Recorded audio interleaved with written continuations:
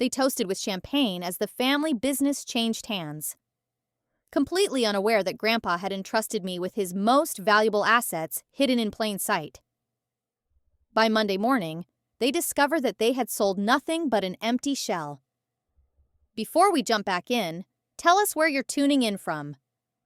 And if this story touches you, make sure you're subscribed because tomorrow I've saved something extra special for you.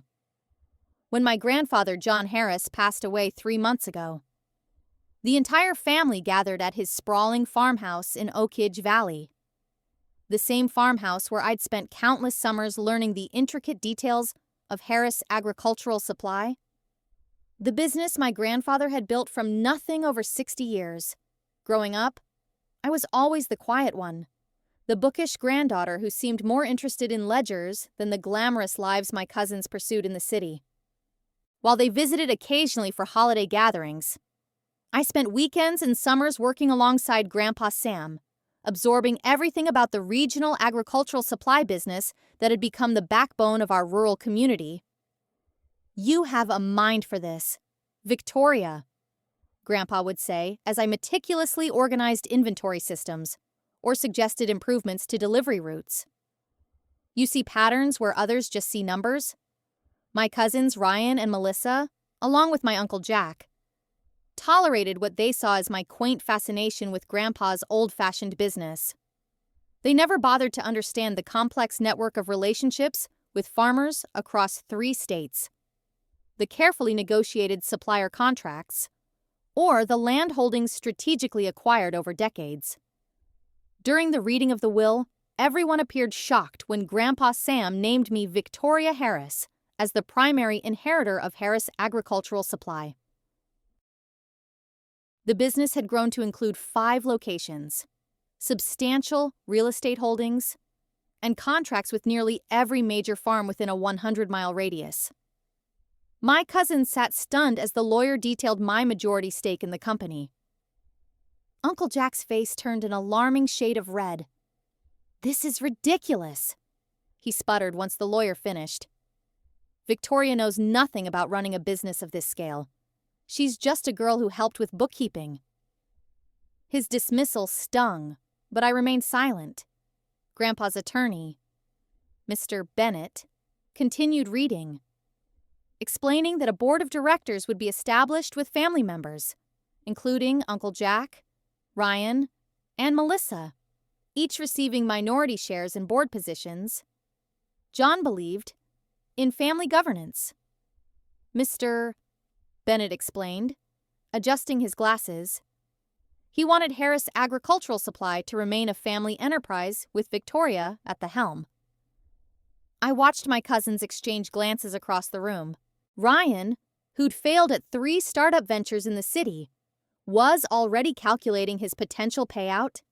Melissa, who'd never worked a day in the business, was likely planning how to leverage her new board position into social capital among her friends. Uncle Philip, who'd always resented being the younger brother to my grandfather, was undoubtedly plotting how to wrest control from his inexperienced niece. "We should meet tomorrow to discuss transition plans," I suggested after the reading concluded. "I've been preparing some strategies for expanding our services to smaller family farms, but let's not get ahead of ourselves." "Victoria," Uncle Jack interrupted, his tone patronizing. "This is a lot for everyone to process. We should take some time before making any decisions." I nodded agreeably, already recognizing the familiar pattern: delay, dismiss, diminish. It was the same approach Uncle Jack had used whenever Grandpa suggested innovations that Jack considered too risky or progressive. That evening, as I sat alone in Grandpa's study, now my study, I opened his leather-bound journal, the one he'd given me the month before he passed. Inside, in his careful handwriting, was a letter addressed to me. "My dearest Victoria, if you're reading this, then Mr. Bennett has informed you of your inheritance. I've watched you grow from a curious child into a sharp-minded woman with the perfect combination of business acumen and compassion needed to lead Harris Agricultural Supply into the future. I've also watched my son and his children grow increasingly detached from the values that built this company. Their occasional interest in the business has always been tied to what they could extract from it, never what they could contribute. I fear they will not accept your leadership easily. Jack has always believed he should inherit everything, despite his lack of interest in actually understanding our business model beyond the profit margins. Ryan and Melissa have never shown genuine interest in the company's operations or its importance to the community we serve. I suspect they will attempt to undermine you, perhaps even try to force a sale of the company to one of the large agricultural conglomerates that have been circling us for years. Cortland Agribusiness has made numerous overtures, all of which I've rejected because their model would destroy the relationships we've built with family farmers, which is why I've prepared a contingency plan. The letter continued, detailing the intricate safeguards my grandfather had put in place. As I read, I felt a strange mixture of grief and gratitude. Grief that he had anticipated such betrayal from his own family, and gratitude that he had prepared me so thoroughly. The very next morning, I discovered how prescient Grandpa Sam had been. "Victoria, we need to talk," Uncle Jack announced, entering my office without knocking. Ryan and Melissa trailed behind him, attempting to look solemn, but failing to hide their excitement. "We've been discussing the future of Harris Agricultural Supply," Uncle Jack continued, settling into a chair across from my desk. "And we think it might be in everyone's best interest to consider acquisition offers." "Acquisition offers," I repeated, keeping my voice neutral while my mind raced. "We haven't solicited any offers." "Actually," Ryan interjected, sliding a folder across my desk, "Cortland Agribusiness has expressed strong interest. Their initial offer is quite generous." I opened the folder to find acquisition paperwork already drafted with a purchase price that, while substantial, significantly undervalued the company's true worth. The proposal had been dated 3 days after Grandpa's funeral. "You've been negotiating with Cortland behind my back?" I asked, looking up from the papers. "Before Grandpa was even buried." "We're trying to be practical, Victoria," Melissa said, her voice dripping with fake sympathy. "Everyone knows you wanted to please Grandpa by working here, but running an entire agricultural supply company, that's a completely different matter. We're looking out for your interest, too," Uncle Jack added. "With your share of the sale, you could go back to school, maybe get a business degree if you really want to run something someday." I closed the folder slowly, buying time to control my rising anger. This was exactly what Grandpa had predicted, happening even sooner than he anticipated. "I understand your concerns," I said finally, my voice steady.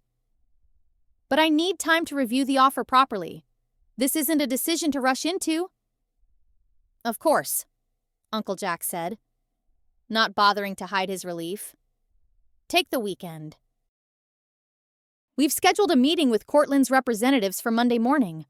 They're very eager to move forward." After they left, I locked my office door and pulled out my phone. I had calls to make, starting with Mr. Bennett. "They've made their move even faster than your grandfather predicted," he said after I explained the situation. "We need to implement Phase 1 immediately."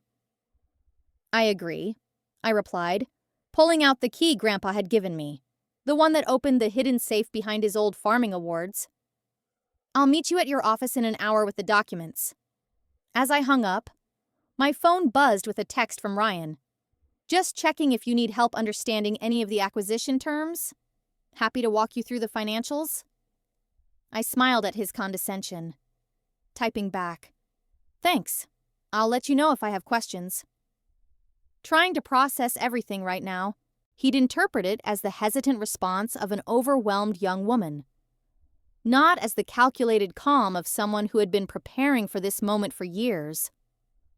Little did they know that while they were already mentally spending their windfall from selling Grandpa's legacy, I was executing a plan that would leave them with nothing but an empty shell and their own shattered greed. I arrived at Mr. Bennett's law office exactly 57 minutes later, carrying a leather portfolio that contained what Grandpa Sam called the insurance policy. The receptionist, Mrs. Brooks, who had worked with my grandfather for over 30 years, smiled knowingly as I entered. Preparing and narrating this story took us a lot of time. So, if you are enjoying it, subscribe to our channel. It means a lot to us. Now, back to the story. He said you'd be the one to carry on properly, she whispered as she escorted me to Mr. Bennett's private office. John always knew who to trust. The lawyer rose to greet me, closing the door firmly behind Mrs. Brooks.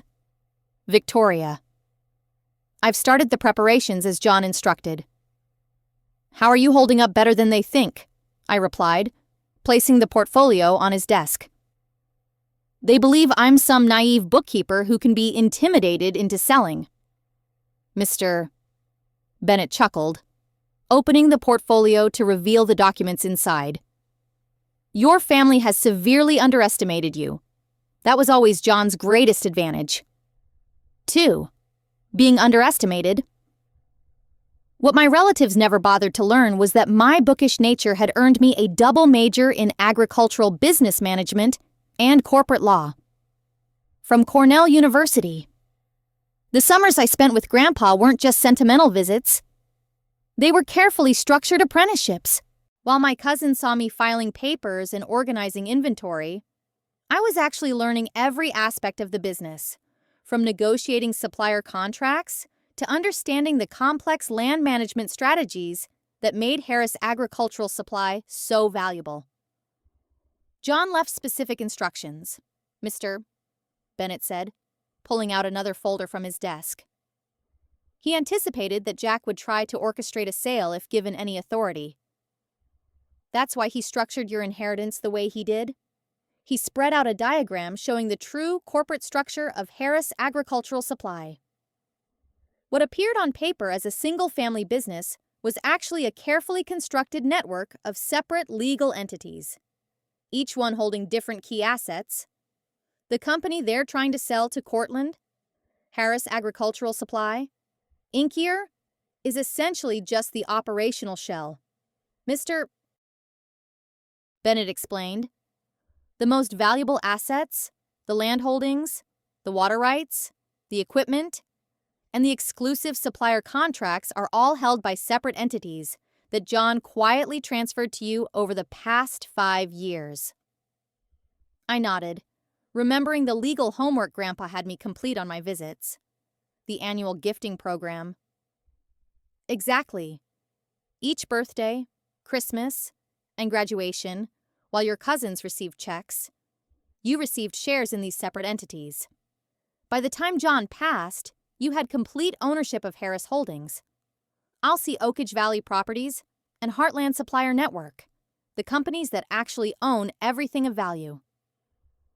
The brilliance of Grandpa's strategy was in its simplicity and legality.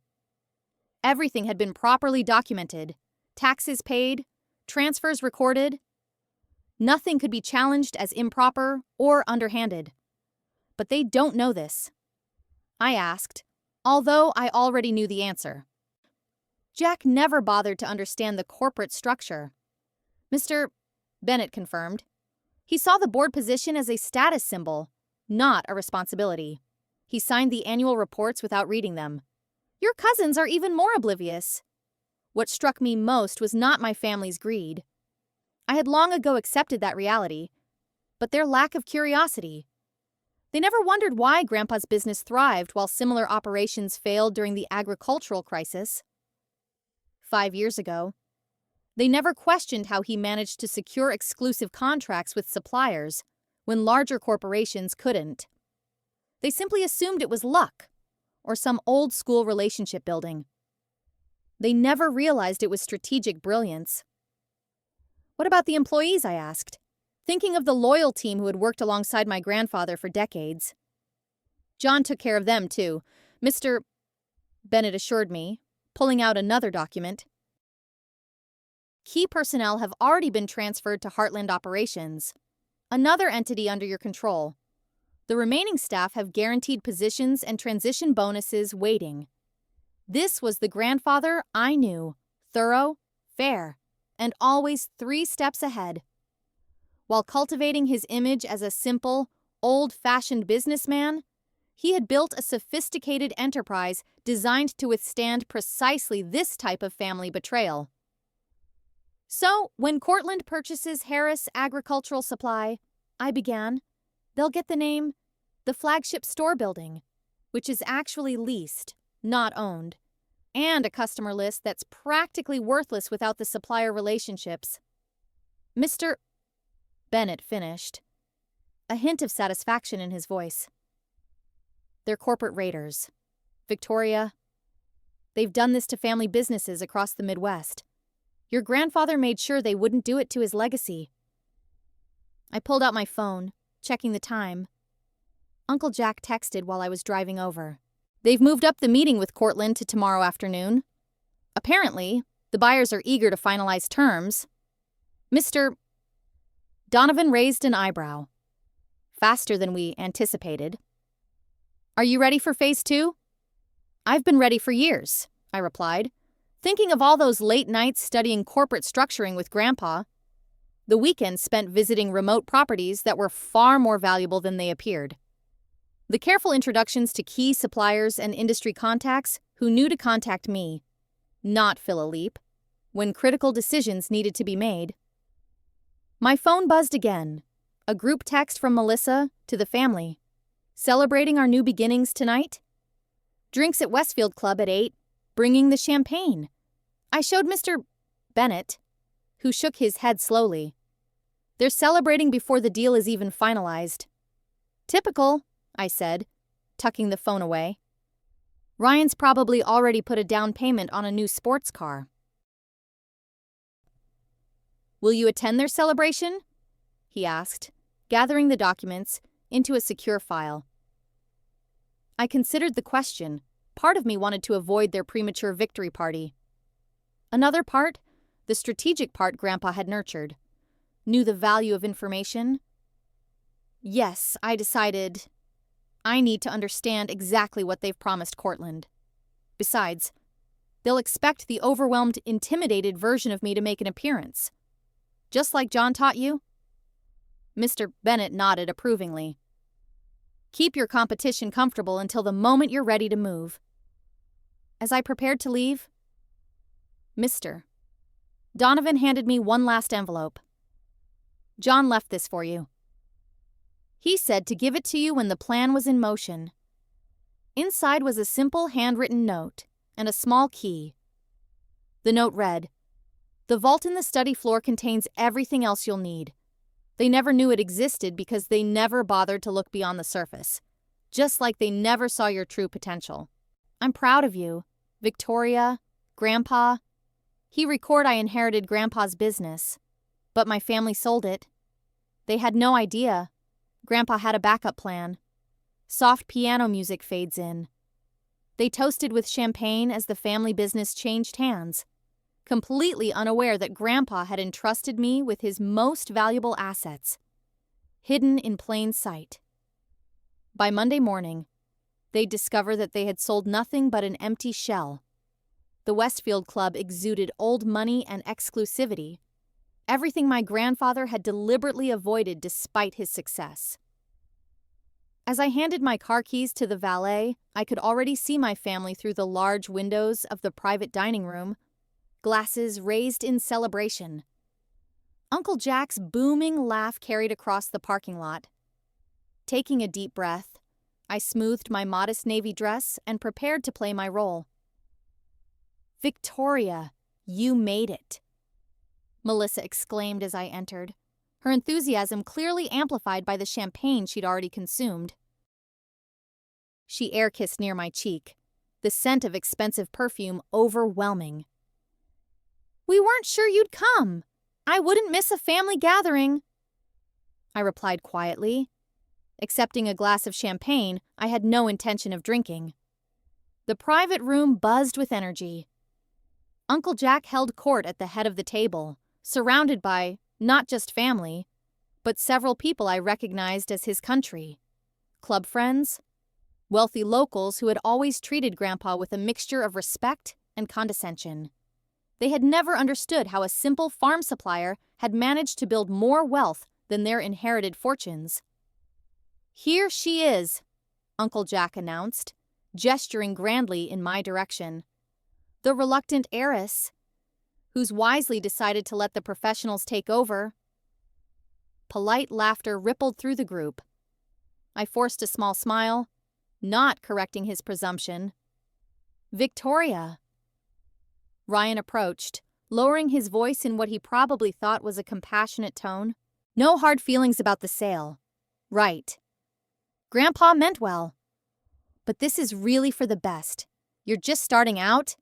You don't need the burden of a failing agricultural business." "Failing?" I questioned, keeping my voice innocent. The quarterly reports showed 15% growth. Ryan waved dismissively. "Surface numbers. The industry is changing. Consolidation is inevitable. Small operations like ours can't compete with the big players long term." It took significant self-control not to correct him. Harris Agricultural Supply wasn't small by any measure, and its strategic positioning made it exceptionally competitive. But Ryan, with his series of failed startups and business school dropout status, had always considered himself the family's financial expert.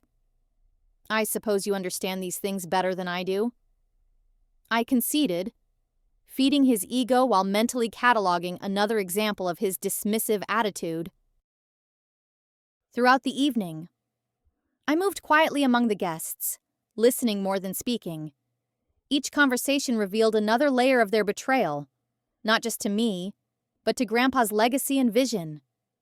"Jack tells me you'll be pursuing other opportunities."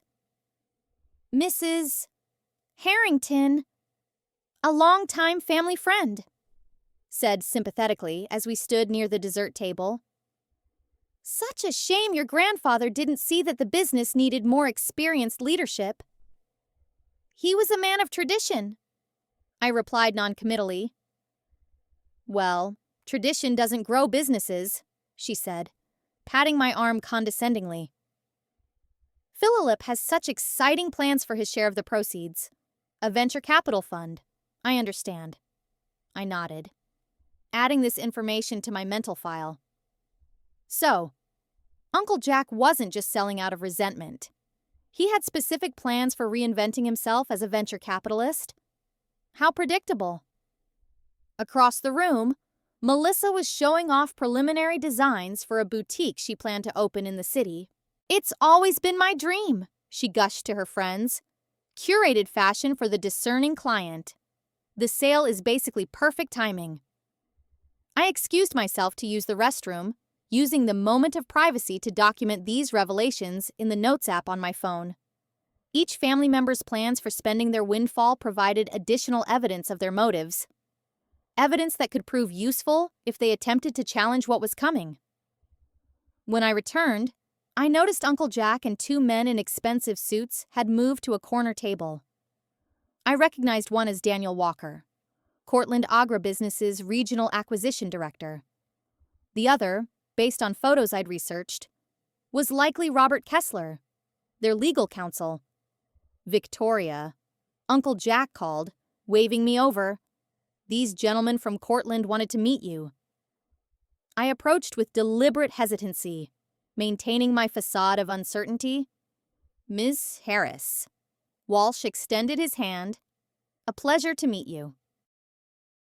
Your family speaks highly of your dedication to your grandfather." His tone suggested that dedication was a quaint but impractical quality.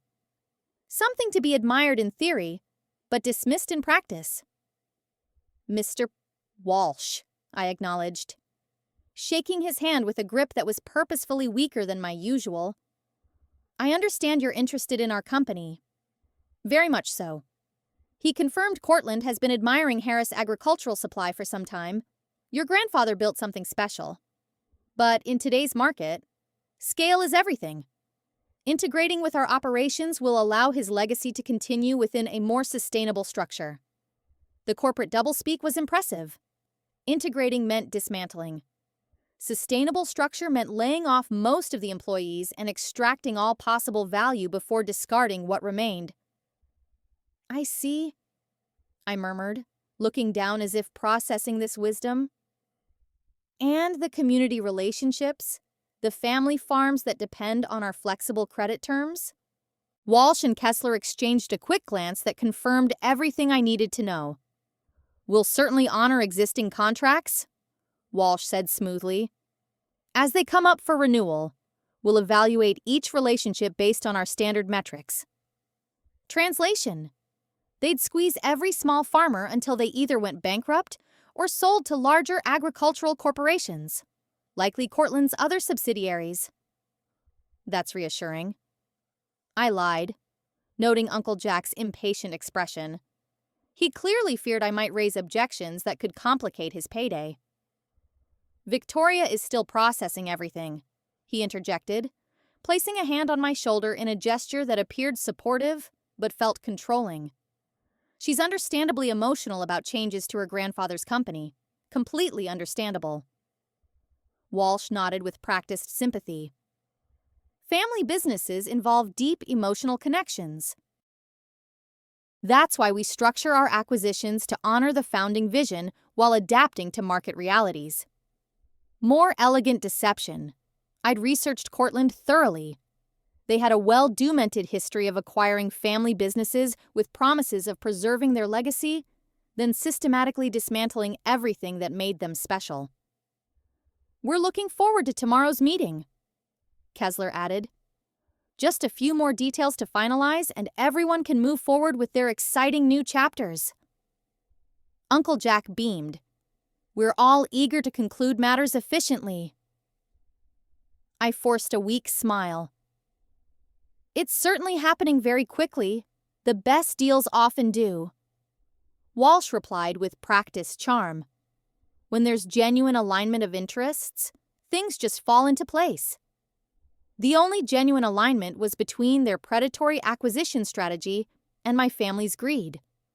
But I simply nodded, excusing myself as if overwhelmed by the conversation. For the remainder of the evening, I continued my information gathering, occasionally checking my phone as messages came in from Mr. Donovan confirming various legal preparations. Each notification strengthened my resolve as I watched my family celebrate selling out everything Grandpa had built. Near the end of the evening, Uncle Jack clinked his glass for attention, his face flushed with triumph and alcohol. I'd like to propose a toast, he announced to the assembled guests, to new beginnings and smart decisions. Tomorrow marks a turning point for our family. While my brother built a respectable local business, tomorrow we step into a larger world of opportunity. The dismissive reference to Grandpa as having built merely a respectable local business sent a surge of anger through me. Harris Agricultural Supply supported hundreds of family farms across 3 states and employed over 70 people who received benefits far beyond industry standards.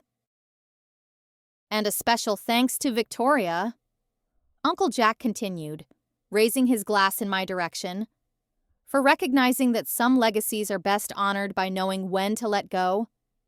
All eyes turned to me, expectant. I raised my still full champagne glass, maintaining my mask of quiet acquiescence.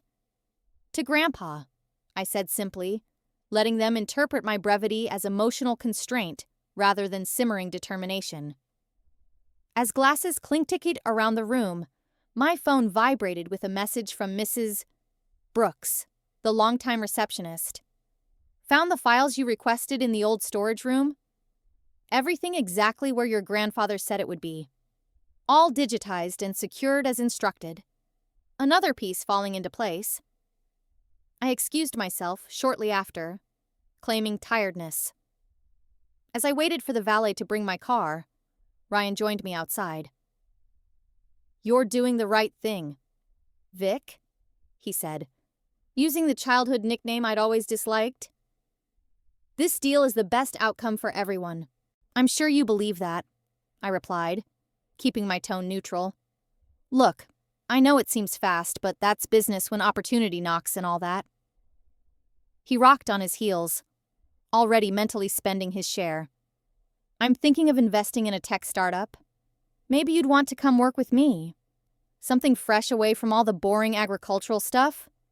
The invitation, clearly an afterthought meant to assuage his conscience, was so patronizing that I almost broke character. Instead, I smiled faintly. That's thoughtful. Ryan, let's get through tomorrow first. My car arrived and I left him standing there, confident in his victory and oblivious to the fact that he was celebrating the sale of an empty shell. As I drove away from the Westfield Club, I finally allowed myself a genuine smile. They had spent the evening revealing their true intentions, confirming every suspicion Grandpa had shared with me over the years. Their betrayal wasn't just of me. It was of his vision, his employees, the community he'd supported, and ultimately themselves. They were so focused on the short-term windfall that they hadn't bothered to understand what they were selling, or to whom. When I reached the farmhouse, my farmhouse now, I headed straight to Grandpa's study. Using the key from Mr. Bennett's envelope, I located and unlocked the hidden floor vault, revealing a metal container full of additional documents, hard drives, and a leather journal with detailed notes about each family member's previous attempts to extract value from the business. This wasn't just documentation for legal protection. It was a chronicle of pattern recognition. Grandpa had been logging their behaviors for years, anticipating this exact scenario. And now, those records would help me execute the final phases of his contingency plan. I settled into his leather chair, my chair now, and began reviewing everything, preparing for tomorrow's performance. By the time the Cortland executives realized what they were actually buying, my family would have already spent money they would never receive. And by the time my family understood what had happened, I would have already secured what truly mattered. Not just the assets, but the legacy and future of everything Grandpa had worked to build. The farmhouse was quiet as I spread the contents of Grandpa's vault across his desk. At 5:30 the next morning. Sleep had been brief, but sufficient. Years of early mornings working alongside Grandpa had conditioned me to function well on minimal rest. The first hints of dawn filtered through the study's east-facing windows as I methodically organized everything into actionable categories. The landline rang. One of the few people who still use that number. I figured you'd be up. Came the gruff voice of Hank Lawson, Grandpa's closest friend and the former regional agricultural commissioner. Now retired, he still commanded immense respect among the farming community. Couldn't sleep. I admitted, grateful for the call. Too much to prepare. John told me this day might come. Hank said, told me to check in on you when it did. You holding up okay? I'm ready, I assured him, just reviewing the final pieces of his contingency plan. Hank chuckled, a sound like worn leather. Your grandfather always said you were the only one who truly understood what he built. The others just saw dollar signs. They still do, I said, glancing at the Cortland acquisition documents I'd photographed during the celebration. The meeting's at 2:00 today, and you'll be ready. I've been ready for years, I replied, thinking of all the carefully documented lessons Grandpa had imparted. But I could use your help with Phase 3, already on it. Hank confirmed, made the calls last night after Peter Thompson spotted those Cortland suits at the Westfield Club. Word spreading through the co-op, 27 farm owners will be in my barn at noon. The others are joining by video call. This was part of Grandpa's genius. He'd built relationships strong enough that even after his death, people rallied to protect his vision. The agricultural cooperative he'd helped establish 15 years ago represented over 200 family farms across the region. While my family saw these farmers as mere customers, Grandpa had seen them as partners and friends. "Perfect," I said. "Mr. Donovan, and I will present the new structure then. They'll be ready," Hank assured me. "Nobody wants Cortland controlling the regional supply chain. Your grandfather protected these families for decades. They haven't forgotten." After hanging up, I returned to my preparations. The documentation from the vault included detailed dossiers on each Cortland executive involved in agricultural acquisitions. Grandpa had meticulously tracked their previous deals, documenting promises made and broken, communities impacted, and families displaced. When small farms could no longer survive Cortland's predatory pricing, most valuable was a digital drive containing recorded conversations between Uncle Jack and Cortland representatives dating back 18 months. Conversations that had occurred while Grandpa was still alive, secretly planning to sell the company against his explicit wishes. In some states, these recordings might have been legally questionable, but in our single-party consent state, they were perfectly admissible and damning. My phone buzzed with a text from Melissa. "Don't forget, meeting at 2 p. Sharp, wear something. Professional for once. These Cortland people are the real deal." The condescension was so typical, I almost laughed. I texted back a simple thanks for the reminder while glancing down at the Cornell Law sweatshirt I was wearing, one of many aspects of my education my family had never bothered to ask about. At 7:30, the farmhouse doorbell rang. Maya Chen, the brilliant IT specialist who had maintained Harris's systems for the past decade, stood on the porch with a laptop bag and determination in her eyes. "You look just like him when you're planning something big," she noted as I let her in. "Same strategic expression. I'll take that as the highest compliment," I replied, leading her to the study. "Thank you for coming so early." "Are you kidding I wouldn't miss this?" Maya said, setting up her equipment. "Your grandfather saved my family's farm when Cortland tried to force us out after my parents died. This isn't just business. It's personal for a lot of us." I'd arranged for Maya to handle the technological aspects of our counterplan. As Harris's lead systems architect, she had administrator access to all company databases, access that Uncle Jack had never bothered to revoke or even understand. More importantly, she had quietly maintained the separate systems for the other corporations Grandpa had established. "How's the migration coming?" I asked as she connected to our secure server. 97% complete, she reported, pulling up a progress dashboard. "By noon, all critical data will be transferred to the new systems. I've implemented the segregation protocols John specified. Harris Agricultural Supplies. Operational data remains in place, but all the valuable analytics, customer relationship histories, and proprietary supply chain algorithms have been migrated to Heartland secured servers." This was crucial. The operational data left behind would appear complete to a standard corporate review.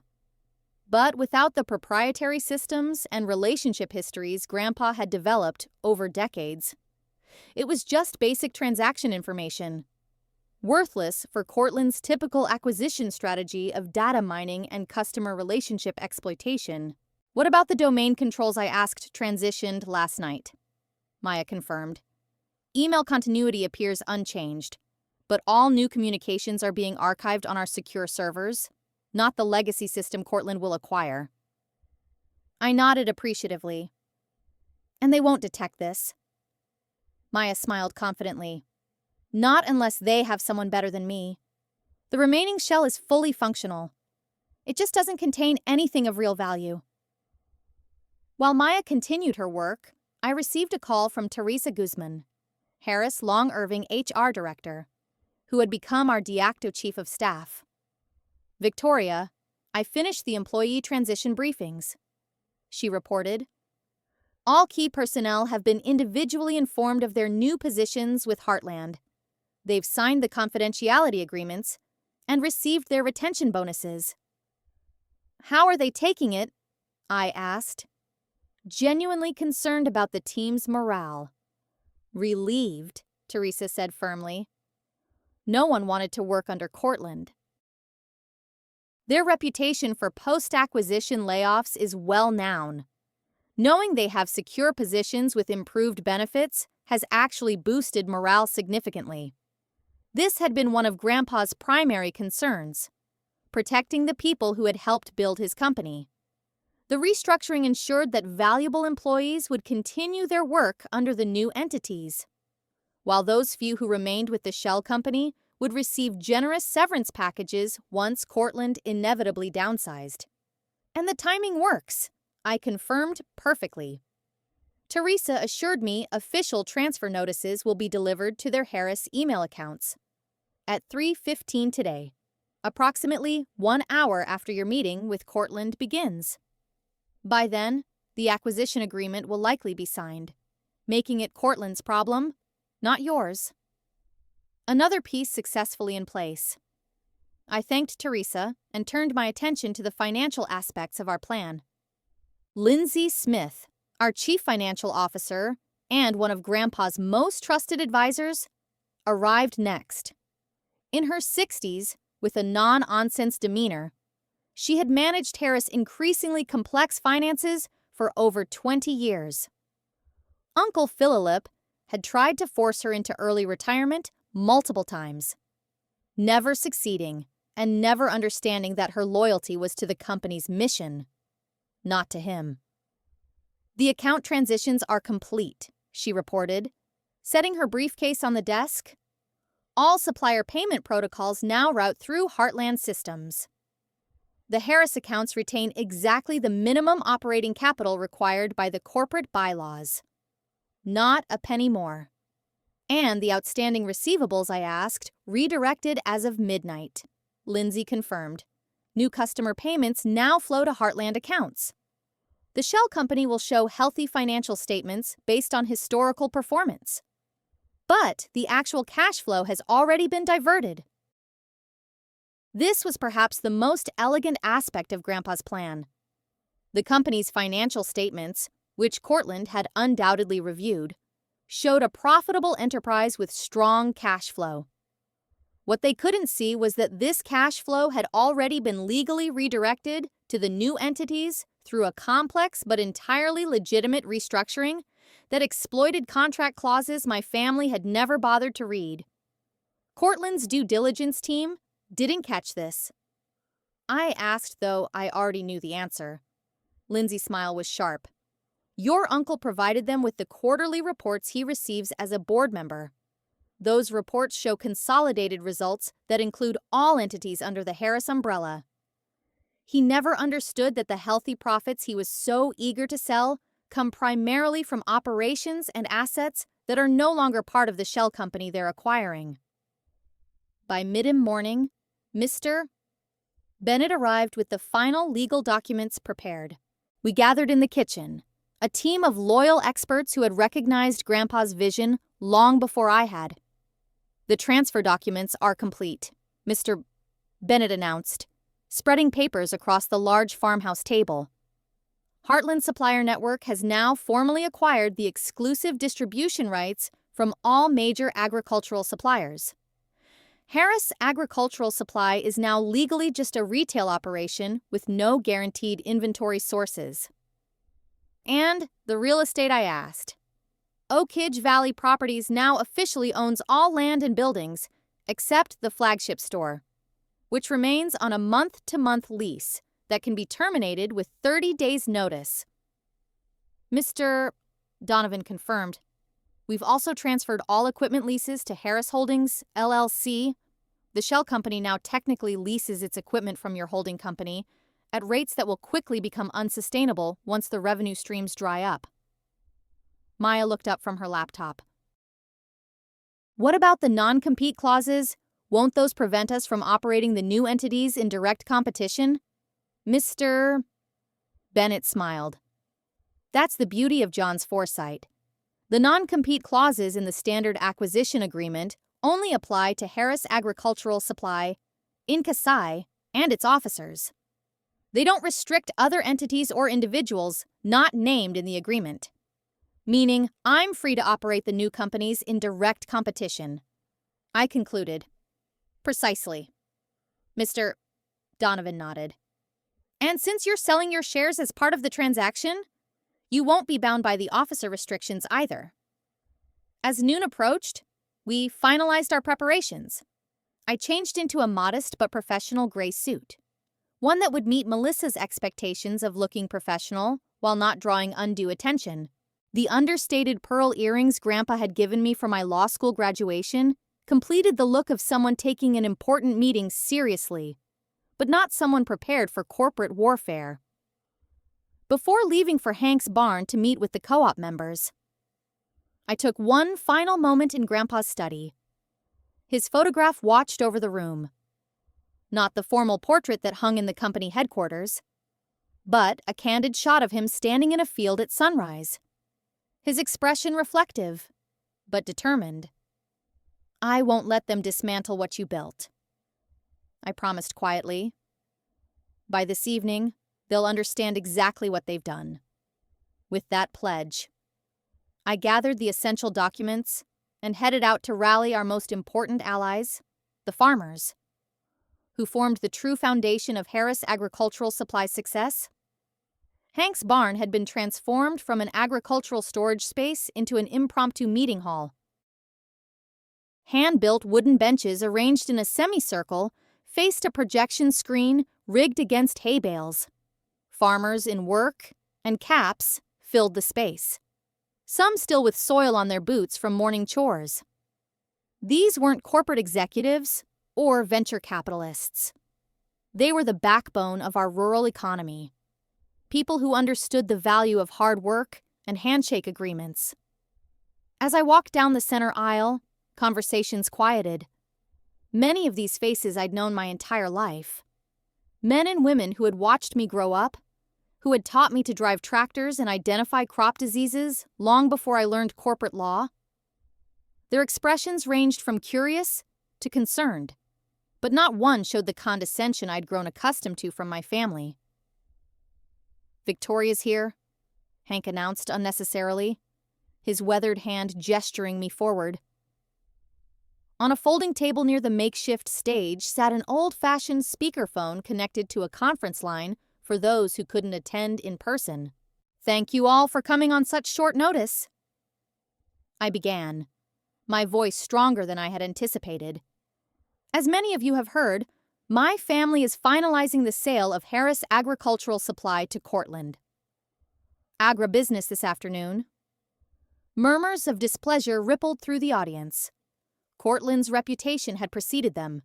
Their aggressive acquisition strategy had already claimed 3 family-owned agricultural businesses in neighboring counties, each followed by price hikes, service reductions, and broken promises. "What your grandfather feared has come to pass," said Eleanor Wilson.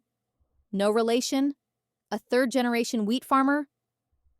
Jack never understood what John built was more than just a business. "No, he didn't," I acknowledged. "But my grandfather understood my family better than they understood themselves. He anticipated this scenario and prepared accordingly." I nodded to Mr. Bennett, who connected his laptop to the projector. A corporate structure diagram appeared on screen, showing the complex web of entities my grandfather had created. Harris Agricultural Supply. The company being sold today is just one component of a larger network. I explained using a laser pointer to highlight different sections. The most valuable assets, exclusive supplier contracts, real estate holdings, equipment, proprietary software, and intellectual property are all held by these separate entities, which my grandfather transferred to me over the past 5 years. Frank Davidson, whose family had farmed the same land for over a century, leaned forward. "So, what exactly is Cortland buying?" "An empty shell," I replied, unable to keep a note of satisfaction from my voice. "They're purchasing the Harris name, the flagship store's month-to-month lease, basic operational systems, and non-exclusive customer relationships. "What about our accounts?" asked Sarat Tran, whose family operated one of the largest rice farms in the state. "We've had credit arrangements with Harris for decades. Your relationships remain secure," I assured her. "As of last night, all supplier and customer accounts have been transferred to H. Heartland Supplier Network, a company now under my sole control. Your credit terms, discount structures, and payment arrangements remain unchanged." Relief visibly spread through the EI assembled farmers. For many, the flexible credit terms Harris offered had been a lifeline during tough seasons. Cortland was notorious for imposing rigid payment schedules that pushed farmers toward bankruptcy, then acquiring their distressed properties at bargain prices. "What happens after the sale?" asked Gregory Patel, adjusting his cap. "Cortland will realize what they've purchased pretty quickly." "They will." I nodded. "And that's where we need your partnership." Cortland's acquisition strategy depends on customers having no alternative supplier, but you will have an alternative. Heartland Agricultural Partners. I gestured to Mr. Bennett, who advanced to the next slide, showing the new company logo, similar enough to the Harris design to evoke familiarity, but distinct enough to avoid legal challenges. "Beginning tomorrow morning, Heartland will commence full operations from our secondary locations, all of which are owned by Oakage Valley Properties, another entity under my control. We've retained all key personnel, secured all major supplier relationships, and maintained all customer data and history." Ed Harris, a normally quiet soybean farmer, raised his hand. "So Harris, or Cortland, I guess, will essentially be competing against a company that has all the real advantages of what Harris used to be?" "Exactly," I confirmed. "They'll have the name, but we'll have the relationships, infrastructure, and expertise. Your grandfather would be mighty proud," Hank said, nodding approvingly. "But Victoria, we need to know. What do you need from us to make this work?" This was the critical part of the plan, the community engagement Grandpa had valued above all else. Without these farmer support, even our carefully constructed legal maneuvers might not succeed. "3 things," I replied. First, patience. There will be confusion in the marketplace as Cortland realizes what they've purchased. They'll likely make aggressive counteroffers and promises to win back your business. I paused, making eye contact with as many farmers as possible. Second, partnership. The new company structure includes a formal advisory board consisting of co-op representatives.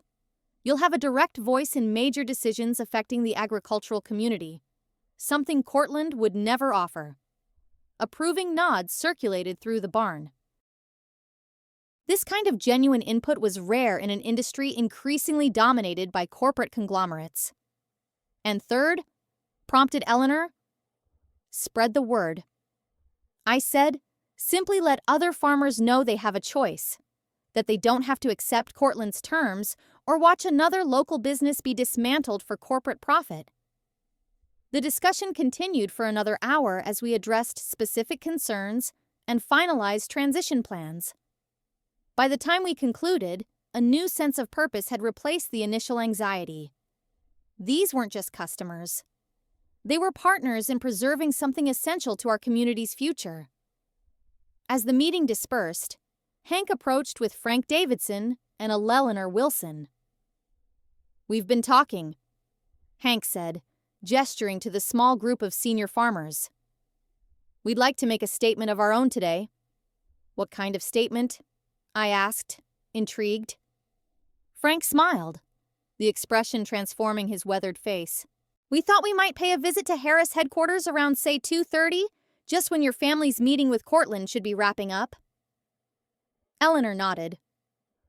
Nothing disruptive, just a group of concerned customers inquiring about the sudden change in ownership. Maybe asking some pointed questions about future credit terms, delivery schedules, and community. I couldn't help but smile at the elegant simplicity of their proposal. That would certainly make an impression on Cortland's executives. We thought so, too. Hank agreed with a wink.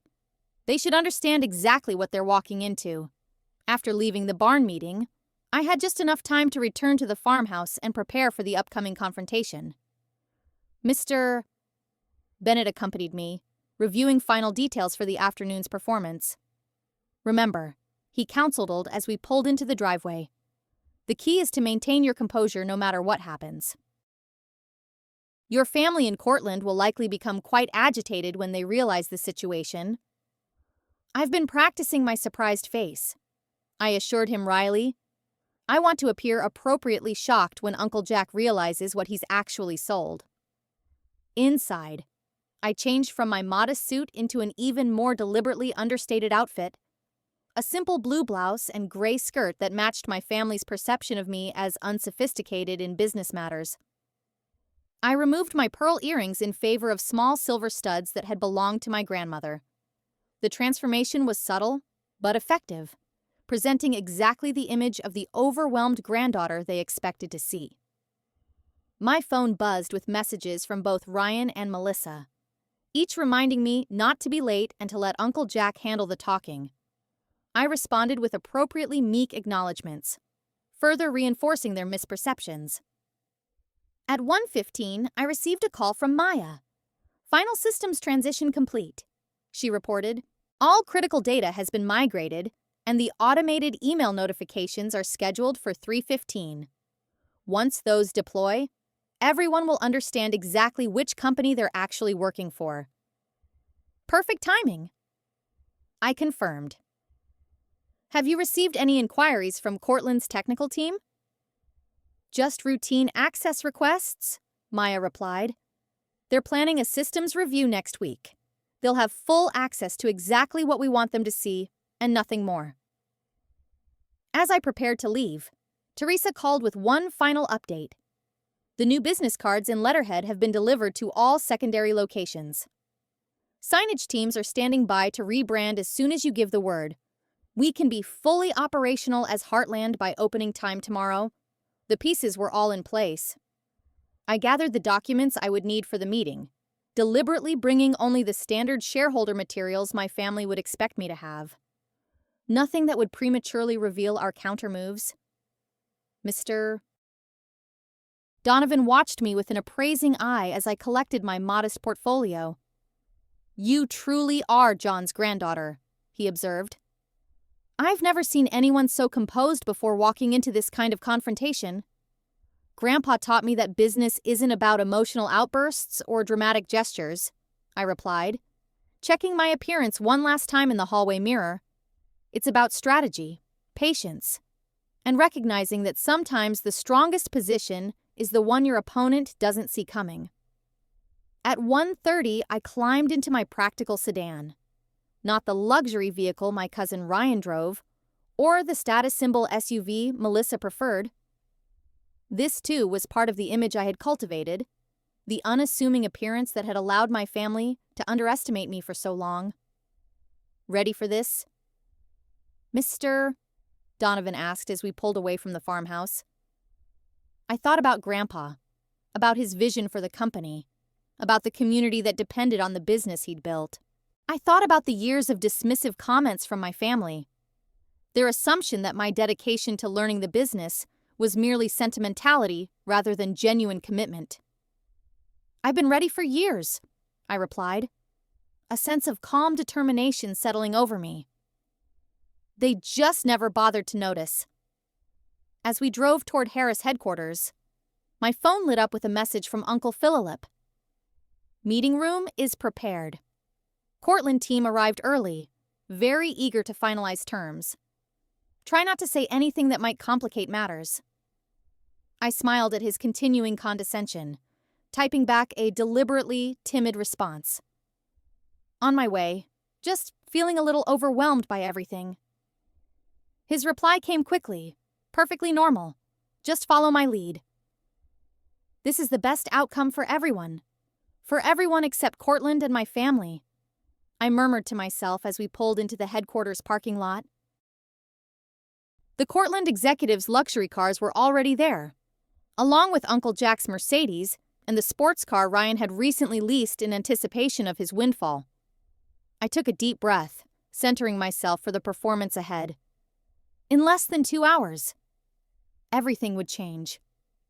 The quiet, overlooked granddaughter was about to reveal herself as the strategic heir Grandpa had always intended me to be, and my family would finally understand the true cost of underestimation. The Harris Agricultural Supply headquarters lobby featured a wall of photographs chronicling the company's 60-year history. As I entered with Mr. Bennett at my side, I paused briefly before the centerpiece image. Grandpa at 28 standing proudly in front of his first storefront, a weather-beaten building barely large enough to house the essential farming supplies he'd started with. Your grandfather kept that photo as a reminder. The receptionist, Nancy, said warmly. He said success wasn't about how big you became, but about never forgetting why you started. I nodded, grateful for her words as she buzzed us through to the executive floor. In the elevator, Mr. Bennett checked his watch. It's 1:48. The system transitions are complete. Correct, fully operational. I confirmed quietly. Heartland systems went live at noon. The email notifications are set for 3:15. The elevator doors open to reveal Melissa waiting. Her expression a mixture of impatience and condescension.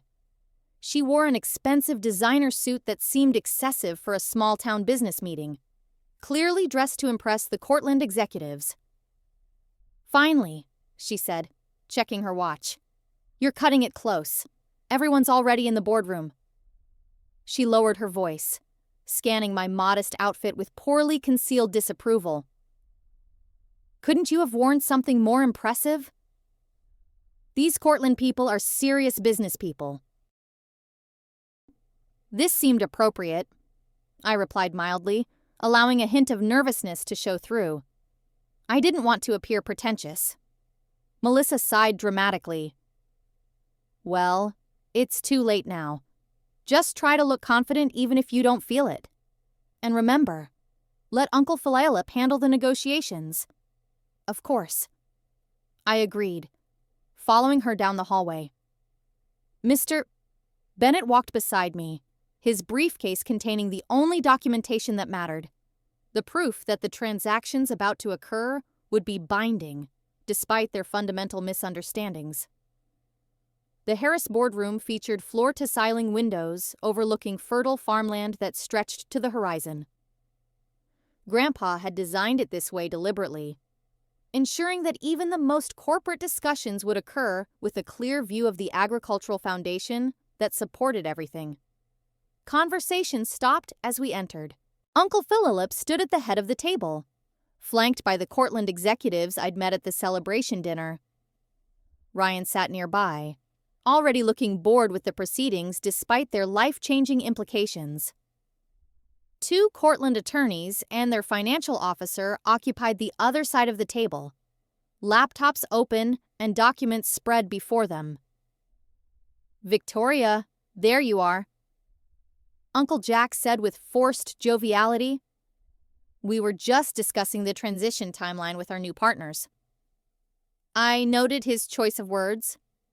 Our new partners, as if he would maintain some connection to the business.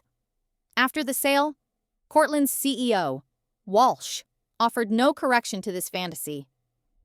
Mr. Donovan Walsh acknowledged with professional courtesy, I didn't realize you'd be joining us today. Just ensuring all parties have proper legal representation. Mr. Bennett replied pleasantly. Standard practice for transactions of this magnitude? Uncle Jack's smile tightened almost imperceptibly. He'd clearly hoped to exclude my attorney from these final discussions. Victoria, you remember Daniel Walker and Robert Kessler from Cortland? Uncle Jack continued smoothly. And this is Patricia Vega, their CFO, and Michael Burke, their transition manager. I greeted each with a firm handshake, but deliberately subdued demeanor. Vega assessed me with sharp eyes, her expression betraying mild curiosity about my role. Burke barely looked up from his laptop, already planning the dismantling of what he believed he was acquiring. "Shall we get started?" Uncle Jack suggested, gesturing to the chairs. "We've prepared the final transfer documents, as discussed with the adjustments your legal team requested." As everyone settled around the table, I took the seat furthest from the action, positioning myself as an observer rather than a decision-maker. Mr. Donovan sat beside me, quietly opening his briefcase. "Before we proceed," Walsh began, "I'd like to clarify the immediate transition plans. As discussed with Philip, we intend to begin integration immediately with Cortland management teams arriving tomorrow to commence operational assessment." The speed was predictable. Cortland's standard acquisition playbook involved rapid takeover to prevent any assets or key personnel from escaping their grasp. What Walsh didn't know was that this urgency would only accelerate his discovery of what they'd actually purchased. "That timeline works for us," Uncle Jack confirmed without consulting anyone else. "Harris staff has been informed that ownership changes are coming, though specific details have been withheld pending today's finalization." Another convenient fiction. The staff had indeed been informed, but not in the way Uncle Jack believed. Teresa's carefully worded internal memo had prepared them for significant organizational changes without specifying the nature of those changes. "Excellent." Walsh nodded. "Our priority is ensuring continuity for your agricultural customers while we implement Cortland's enhanced efficiency protocols." The euphemism for their cost-cutting and price-hiking strategies made me suppress a smile. By this time tomorrow, those agricultural customers would already be receiving deliveries from Heartland trucks. The meeting proceeded with methodical corporate efficiency. Presentations outlined Cortland's integration strategy, transition timelines, and financial projections. I remained quiet, occasionally taking notes or nodding thoughtfully, playing the role of the intimidated granddaughter overwhelmed by corporate proceedings. During a discussion of supplier contracts, I noticed Vega frowning slightly at her laptop screen.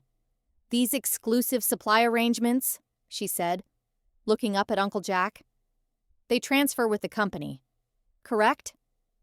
"Of course," Uncle Jack P. replied without hesitation. "All operational agreements are included in the acquisition." Mr. Donovan and I exchanged the briefest glance.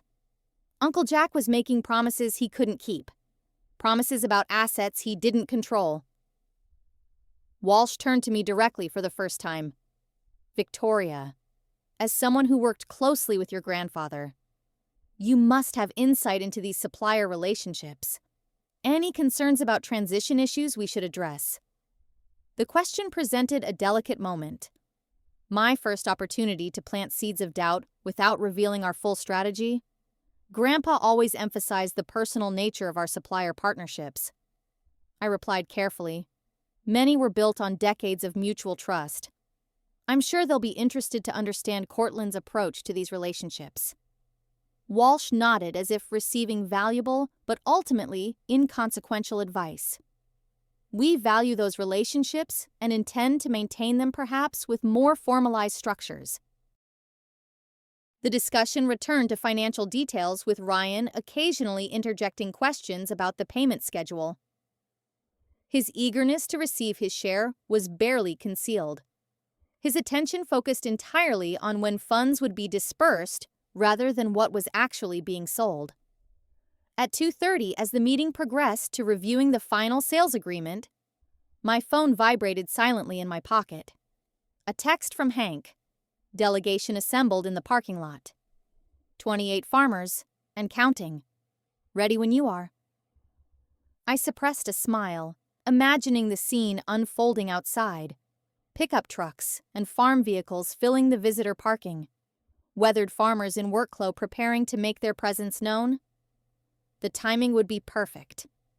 Now, regarding Section 7(3) of the agreement, Kessler Cortland's attorney was saying, "We've adjusted the non-compete language as requested.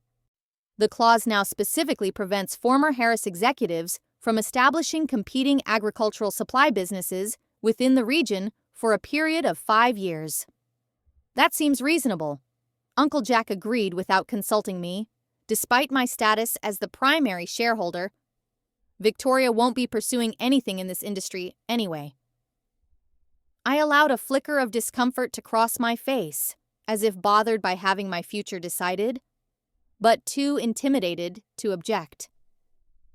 Melissa, noticing this, gave me a warning look from across the table. The Cortland team seemed satisfied with Uncle Jack's presumption to speak for me. Only Vega seemed to register something off, her shrewd eyes briefly meeting mine with a questioning glance, before returning to her documents.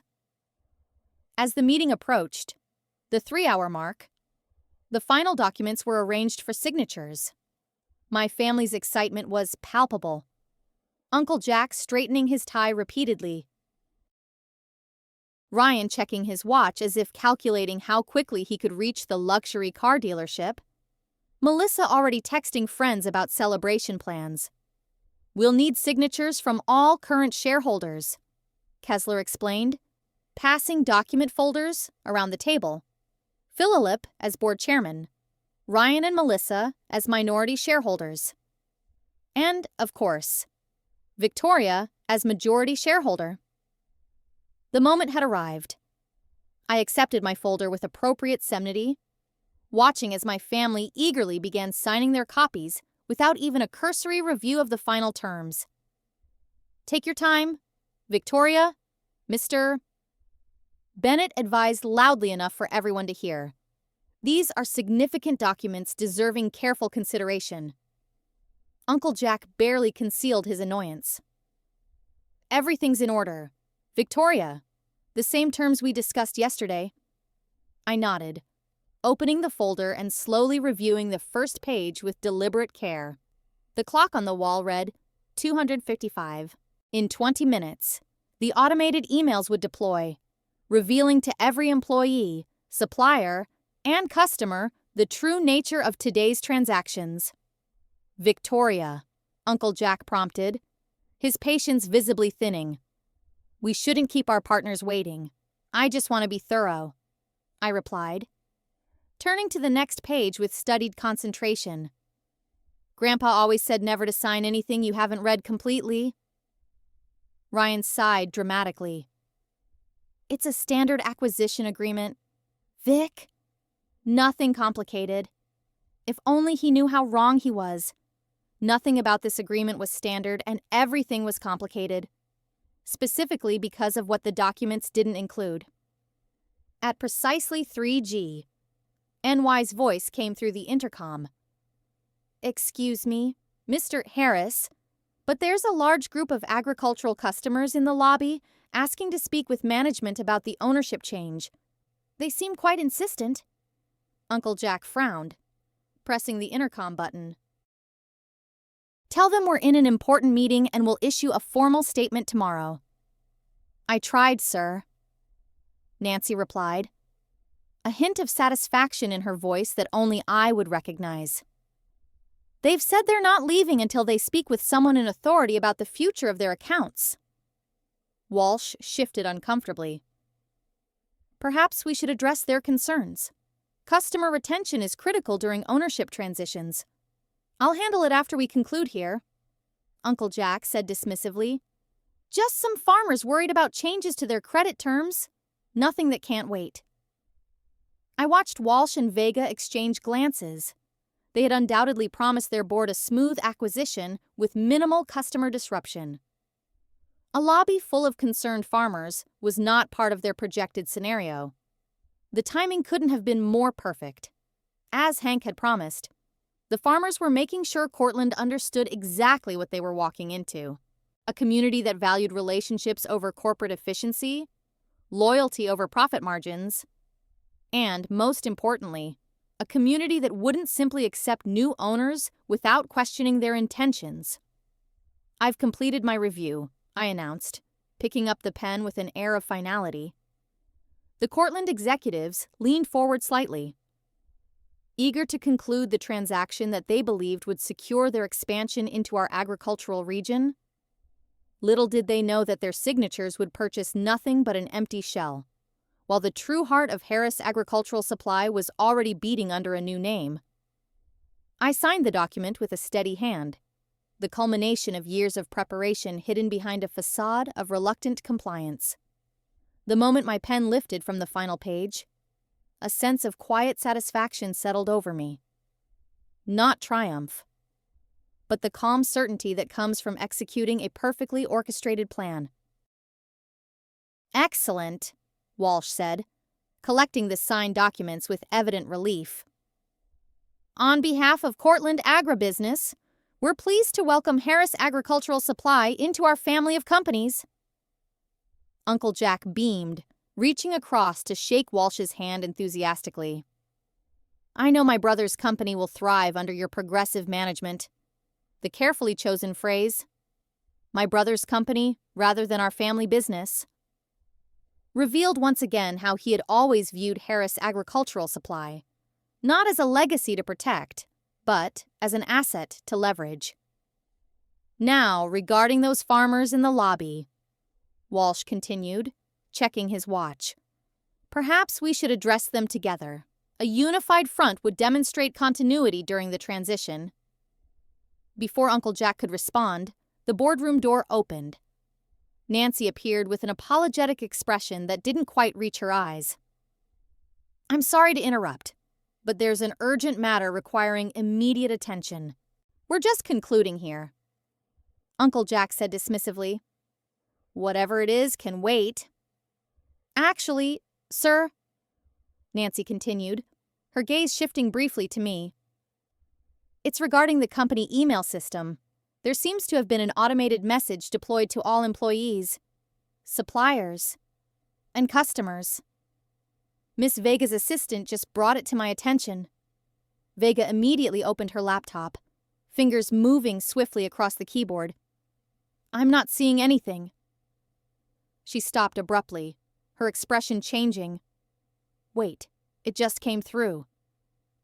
The digital clock on the wall read 3:15 exactly. Maya's automated notifications had deployed with perfect timing. What message Uncle Jack demanded, his celebratory mood darkening. "I authorized no communications about the sale until after our formal announcement."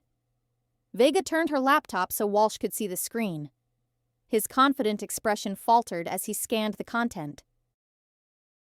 "What is this?" "Some kind of restructuring notification, Ryan. Suddenly alert." Pulled out his phone. "I've got it. 2. It's addressed to all Harris associates and business partners." The message that had just been simultaneously delivered to hundreds of recipients was elegantly simple. Important notice. Corporate restructuring and transition. "Dear valued partner, effective immediately. All operations previously conducted under Harris Agricultural Supply are transitioning to Heartland Agricultural Partners, a company founded on the same principles of service, integrity, and community support that have guided us for 60 years. All existing accounts, credit arrangements, supplier contracts, and business relationships will continue uninterrupted through Heartland, with the same team members you've always trusted serving you from our network of locations throughout the region. Only our name is changing. Our commitment to you remains stronger than ever. For any questions, please contact your usual representative who will now be serving you as part of the Heartland team. Sincerely, Victoria Harris, President and CEO, Heartland Agricultural Partners." The boardroom fell silent as the implications of the message sank in. Uncle Jack's face flushed crimson as he turned to me, comprehension and fury dawning simultaneously. "What have you done?" he demanded. "This is completely unauthorized. We just signed the sale agreement." I maintained my composure, the meek facade falling away. "I've done exactly what Grandpa prepared me to do. I've preserved the true value of his life's work. Walsh's expression hardened as he turned to his attorney. Kessler, what's happening here? Is this some kind of last-minute negotiation tactic? Mr. Bennett chose this moment to intervene, his calm, professional tone cutting through the tension. Not a tactic. Mr. Walsh. A reality you should have discovered during due diligence. What you've purchased today is Harris Agricultural Supply, Inc., a corporate entity that, while legitimate, no longer holds the assets you believed you were acquiring. That's absurd. Uncle Jack sputtered. The company is the company. Actually, I corrected him, opening my own folder and sliding the documents across the table. The company is a carefully structured network of entities. Harris Agricultural Supply, Inc. is merely the operational shell. The real assets, the land, buildings, supplier contracts, equipment, intellectual property, and customer data are all held by separate companies that weren't included in today's transaction. Melissa stared at me with disbelief. That's not possible. We're on the board of Harris Agricultural Supply, Inc. Crew. Mr. Donovan clarified. You never served on the boards of Harris Holdings, LLC, Oak Ridge Valley Properties, or Heartland Supplier Network, the entities that actually own everything of value. Those companies have been under Victoria's sole control for years. Ryan lunged for the documents, scanning them with growing horror. These transfers are dated. These go back 5 years. How did we not know about this because you never read the reports? I said simply. You signed off on annual financial statements showing payments to affiliated entities without ever questioning what those entities were or who controlled them. Grandpa transferred the assets gradually, year by year, while you collected your board stipends and focused on the profits without understanding their source. The Cortland executives were rapidly shifting from confusion to anger as they realized the nature of what they'd purchased. Walsh turned to Vega. PP up the asset list from the due diligence report. She was already furiously typing. Our team verified the consolidated financial statements showed substantial assets and property holdings. Consolidated statements, I emphasized, which included all affiliated entities under the Harris umbrella, but the purchase agreement you just signed specifically covers only Harris Agricultural Supply, Inc., not the affiliated companies that own the actual assets. Kessler snatched the acquisition agreement, flipping through pages with growing agitation. This is fraud. You deliberately misrepresented the company structure? Not at all. Mr. Bennett replied calmly. Every document provided was factually accurate. The consolidated statements clearly labeled affiliated entities as separate legal structures. Your team never requested detailed information on those specific entities or their ownership. That would have been basic due diligence for an acquisition of this magnitude. The perfect legal truth hung in the air. Cortland had failed to perform proper due diligence, assuming they were dealing with an unsophisticated family business instead of a carefully structured corporate network. Uncle Jack turned on me, his voice trembling with rage. You manipulated the situation. You let us believe we were selling the entire company. I never once claimed you had the authority to sell what you didn't own, I replied evenly. You made assumptions based on your own ignorance of the business structure. Ignorance that stemmed from never bothering to truly understand what Grandpa built. Walsh's face had turned an alarming shade of red. The supplier contracts, the customer base, the proprietary inventory system. Where are they transferred to Heartland as of midnight? I confirmed. All legally executed with proper documentation. The shell you purchased retains non-exclusive rights to the customer list. But the relationships themselves have already been secured by our new entity. Vega was now on her phone, frantically giving instructions to someone on the other end. After a moment, She looked up with barely controlled fury. Our team just attempted to access the Reynolds supplier database. The system shows all major supplier contracts were formally transferred to Heartland Supplier Network 3 weeks ago, with supplier confirmations on file. That's impossible. Uncle Jack insisted I would have been notified of such transfers as board chairman. The board of Harris Agricultural Supply, Inc. has no authority over transactions conducted by separate legal entities. Mr. Bennett explained patiently, as if to a child. Those companies operate under different governance structures clearly documented in corporate filings that have been publicly available for years. Ryan slumped in his chair, the reality finally hitting him. So, what exactly did we sell them? A name, I said simply. A building lease that expires in 30 days. An inventory management system without the proprietary algorithms that make it valuable, and customer relationships that, as of 3:15 today, have been officially transferred to Heartland. The silence that followed was broken by the intercom once again. "Excuse me." NY's voice came through, poorly concealing satisfaction. But the group of farmers in the lobby is growing. There are now over 40 agricultural customers asking specifically to speak with Ms. Harris about transferring their accounts to Heartland. Walsh slammed his hand on the table. "This is corporate sabotage. We'll challenge these transfers in court immediately." "You're welcome to try." "Mr. Bennett replied unperturbed. "But I should inform you that all transfers were executed according to contractual terms that Mr. Harris here approved as board chairman. The documents bear his signature, though I doubt he recalls signing them, given his habit of approving paperwork without reading it." Uncle Jack paused, suddenly remembering the stacks of quarterly compliance documents he'd mindlessly signed over the years. "Additionally," I added, sliding another folder toward Walsh, "you might want to review these before pursuing legal action." Inside were printouts of email exchanges between Uncle Jack and Cortland representatives dating back 18 months. Conversations explicitly discussing selling the company while my grandfather was still alive against his documented wishes.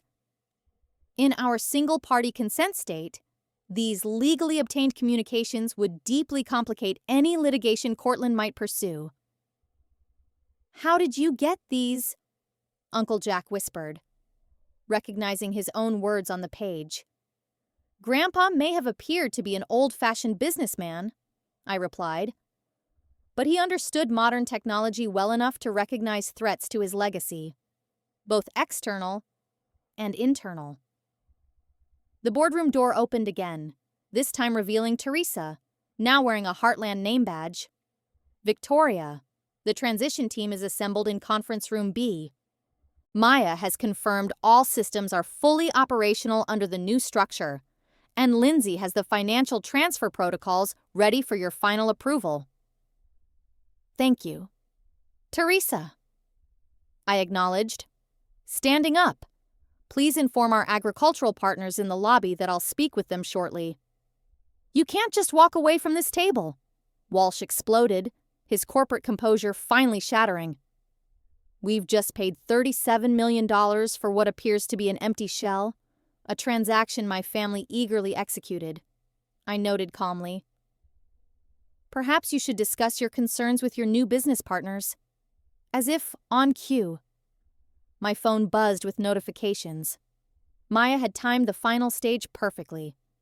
Heartland Agricultural Partners' new website had just gone live, featuring a message about continuing the Harris legacy under new management, along with a familiar team of faces that the agricultural community had trusted for decades. "You planned this all along?" Melissa accused, her voice quavering between anger and disbelief. "While we were celebrating last night, you were executing this coup." "No," I corrected her. "Grandpa planned this years ago. He knew exactly what would happen when he passed away. He understood that you valued the wealth he created, but not the principles that created it." I gathered my belongings, nodding to Mr. Bennett that I was ready to depart. As we moved toward the door, Ryan suddenly looked up from his phone with horror. "The money!" he said hoarsely.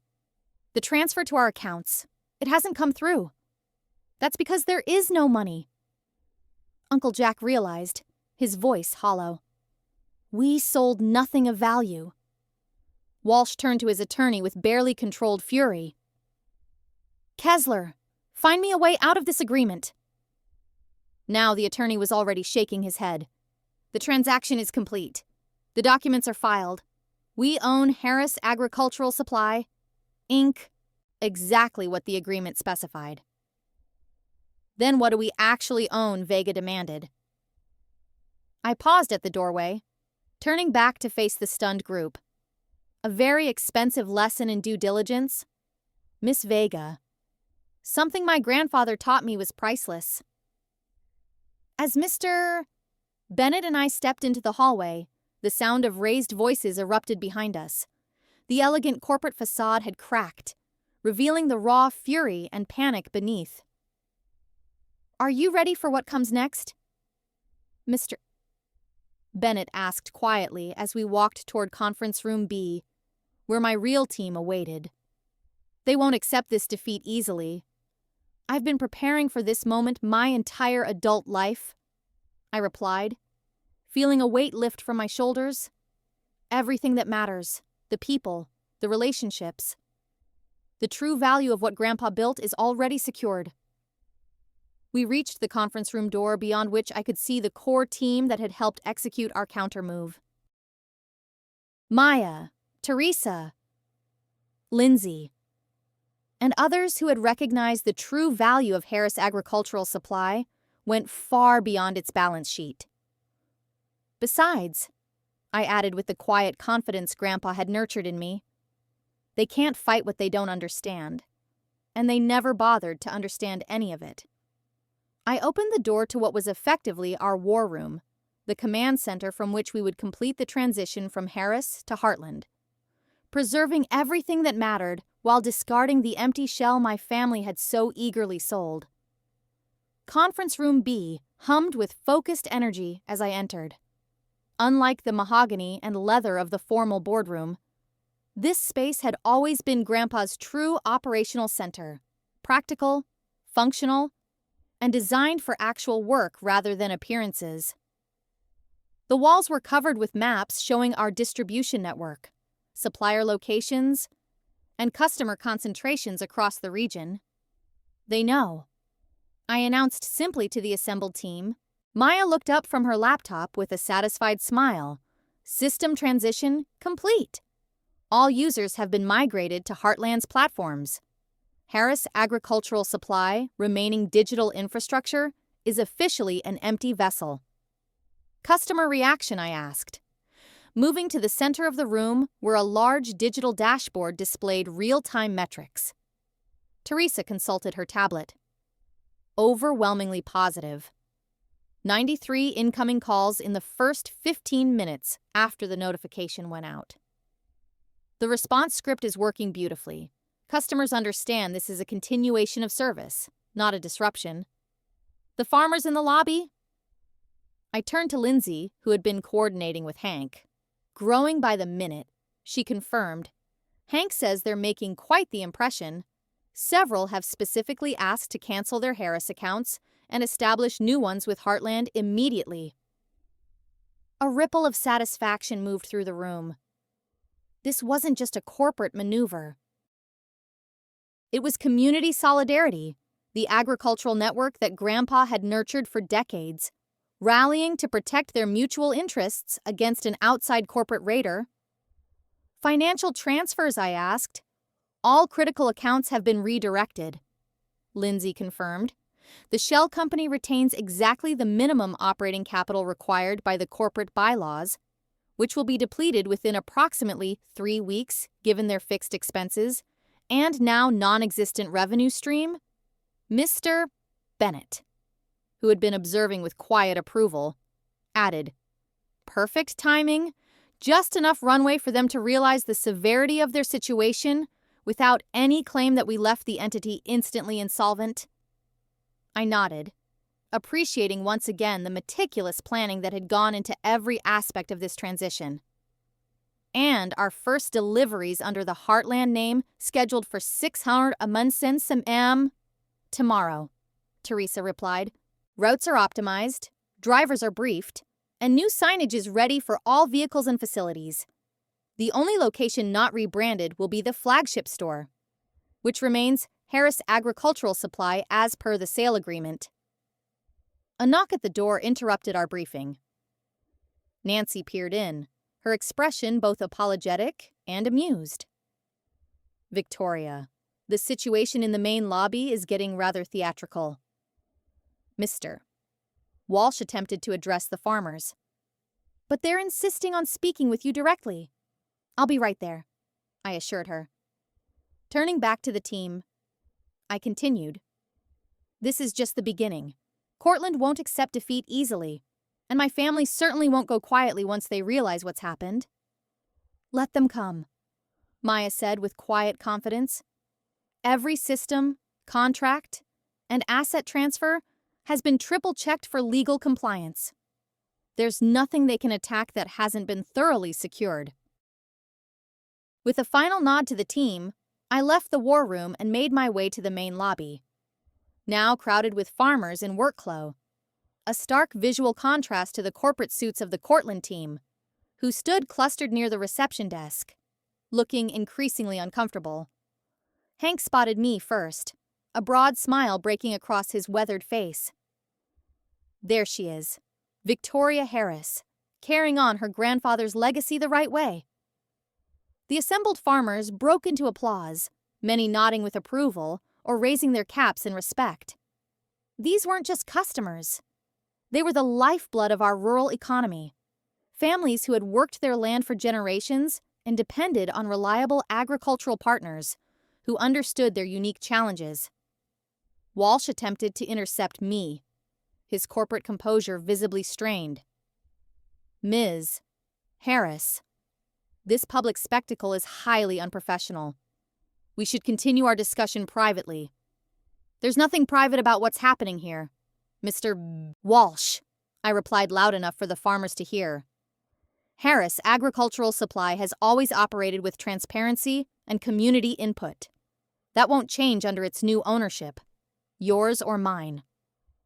I turned to address the gathered farmers directly, feeling a calm confidence that would have made Grandpa proud. As many of you have already heard, we've established H. Heartland Agricultural Partners to continue the work my grandfather began 60 years ago. Same team, same values, same commitment to supporting family farms, just a different name. Ed Harris stepped forward, his voice carrying the weight of 3 generations of farming experience. We want you to know we stand with you, Victoria. John was more than a supplier. He was a partner who understood that our success was his success, and that remains our philosophy. I assured him, the transition to Heartland will be seamless for all of you. Your accounts, credit terms, delivery schedules, everything remains unchanged. I could see the Cortland executives exchanging glances, clearly calculating the rapid erosion of the customer base they thought they had purchased. Walsh stepped forward again, attempting to salvage something from the debacle. Harris Agricultural Supply, now under Cortland management, will be offering competitive incentives for customers who maintain their existing accounts, he announced, his corporate smile not quite reaching his eyes. We're prepared to offer substantial first-year discounts and extended payment terms. Frank Davidson, never one to mince words, responded with a snort. Heard that before from Cortland when you bought Central Valley Supply last year. 3 months later, prices went up 30% and small farmers got pushed to the back of the delivery schedule. We're not falling for corporate promises again. Murmurs of agreement rippled through the crowd. Cortland's reputation had preceded them. Their pattern of acquisition, consolidation, and exploitation was well known throughout the agricultural community. As the farmers continued expressing their support for the transition to Heartland, I noticed Uncle Jack, Ryan, and Melissa, watching from the second-floor balcony. Their expressions a mixture of shock, anger, and dawning comprehension. The reality was finally setting in. They hadn't just lost a windfall, they had lost their connection to a legacy they had never valued until it was gone. After addressing the farmer's immediate questions and ensuring Teresa had a team in place to help with any account transition paperwork, I made my way back to my office, Grandpa's old office, which I had never presumed to occupy until this moment. The familiar space with its wall of agricultural reference books and the faint scent of the pipe Grandpa had reluctantly given up years ago felt like a sanctuary amid the day's controlled chaos. I had barely settled behind the desk when Uncle Jack burst in without knocking, his face flushed with anger. Ryan and Melissa followed, looking equally agitated. "You've destroyed this family," Uncle Jack declared, hands shaking with rage. "Do you have any idea what you've done?" I met his gaze steadily. "I've preserved Grandpa's true legacy. Not just the business, but the principles it was built on. Don't give me that sanctimonious garbage," he spat. "You've stolen what rightfully belonged to all of us." "Nothing was stolen," I corrected him calmly. "Every transfer was legally executed and properly documented. Documentation you signed off on as board chairman without bothering to read." Ryan stepped forward, his usual smug confidence replaced by desperate calculation. "We can work something out. Victoria, there must be a way to recover from this. Maybe a new agreement that includes all of us in this Heartland company." The transparency of his pivot was almost amusing. From dismissing me as an incompetent bookkeeper to suddenly acknowledging my authority in the span of a few hours. "There's nothing to work out," I replied. "Heartland's ownership structure is established and doesn't include family members who demonstrated no interest in the actual business until they realized its monetary value." Melissa, who had been uncharacteristically quiet, finally spoke. "What about the money the $37 million Cortland paid? Where is it?" "In the Harris Agricultural Supply accounts," I explained patiently, "which you three now own along with Cortland. Congratulations on your new partnership with one of the most notoriously aggressive agricultural conglomerates in the industry." The implications slowly dawned on them. They had sold a hollow company to Cortland, and now they would face Cortland's wrath as co-owners of a worthless shell.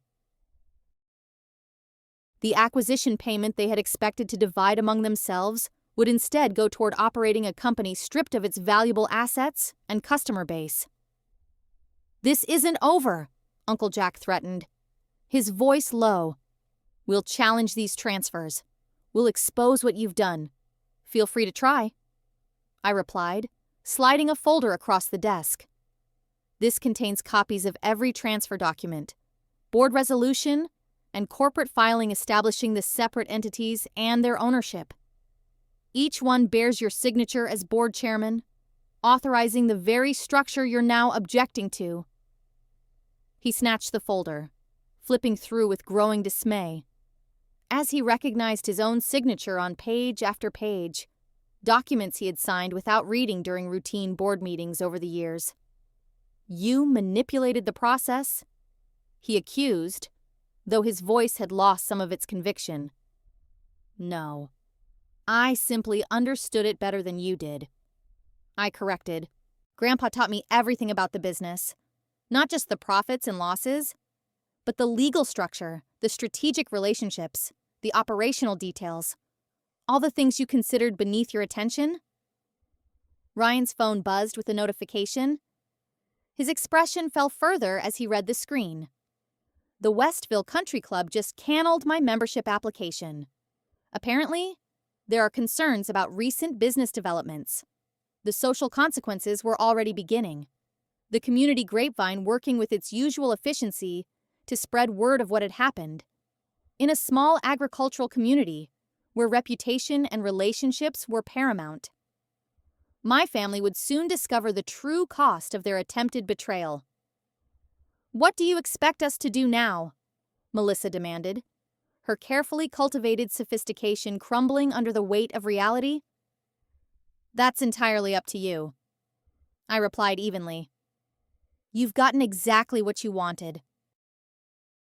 A clean break from Grandpa's old-fashioned business. You're now part owners of a Cortland subsidiary with no employees, no assets, and no customers. I suggest you start attending their board meetings with more attention than you showed at ours. Uncle Jack looked as though he might say more, but Mr. Donovan chose that moment to enter the office. His timing impeccable as always. Victoria, the transition team needs your input on tomorrow's supplier communications, he announced, then acknowledged my family with a professional nod. I see you're busy with personal matters. Perhaps we should reschedule the operational briefing. No need, I replied, standing to indicate our family discussion was concluded. My relatives were just leaving to consult with their new business partners at Cortland. The dismissal was clear. After a moment of tense silence, Uncle Jack turned and stormed out, followed by Ryan. Melissa lingered briefly at the door. You won't get away with this, she said, but the threat sounded hollow even to her own ears. I already have, I replied simply. Not because I was cleverer, but because I actually cared about what Grandpa built, not just what it was worth. After they left, Mr. Bennett closed the door and turned to me with a hint of admiration. Your grandfather would have been enormously proud of how you handled that. There's still much to do, I said, glancing at my watch. Cortland will be mobilizing their legal team as we speak, and my family will be looking for any vulnerability they can exploit. Let them try. Mr. Donovan replied confidently. Everything has been executed by the book. Their own negligence and greed created this situation, not your actions. As evening fell, I remained in the office finalizing transition details and addressing the countless questions that arose from such a significant organizational change. Outside my window, I could see Cortland executives in the parking lot engaged in heated phone conversations, undoubtedly reporting to their corporate headquarters the extent of their disastrous acquisition. My phone buzzed with a text from Hank, word spreading like wildfire. Every farmer in 3 counties knows Heartland is the real Harris now. You've done your grandfather proud today. For the first time since the morning's tensions began, I allowed myself a moment of quiet satisfaction. This wasn't just about outsmarting Cortland or outmaneuvering my family. It was about preserving something genuinely valuable, a business built on relationships, community support, and the understanding that true success meant helping others succeed alongside you. The principles Grandpa had instilled in me hadn't just saved his legacy. They had revealed the stark contrast between those who saw business as merely a vehicle for personal enrichment and those who understood its potential as a force for community good. Tomorrow would bring new challenges, legal threats, attempted counterattacks, the complex logistics of fully establishing Heartland's market presence. But tonight, in the quiet of Grandpa's office, surrounded by the books and maps that had guided his 60-year journey, I finally felt the weight of uncertainty lift from my shoulders. The path forward was clear. The team was committed. And most importantly, the values that had built Harris Agricultural Supply would continue under the Heartland name.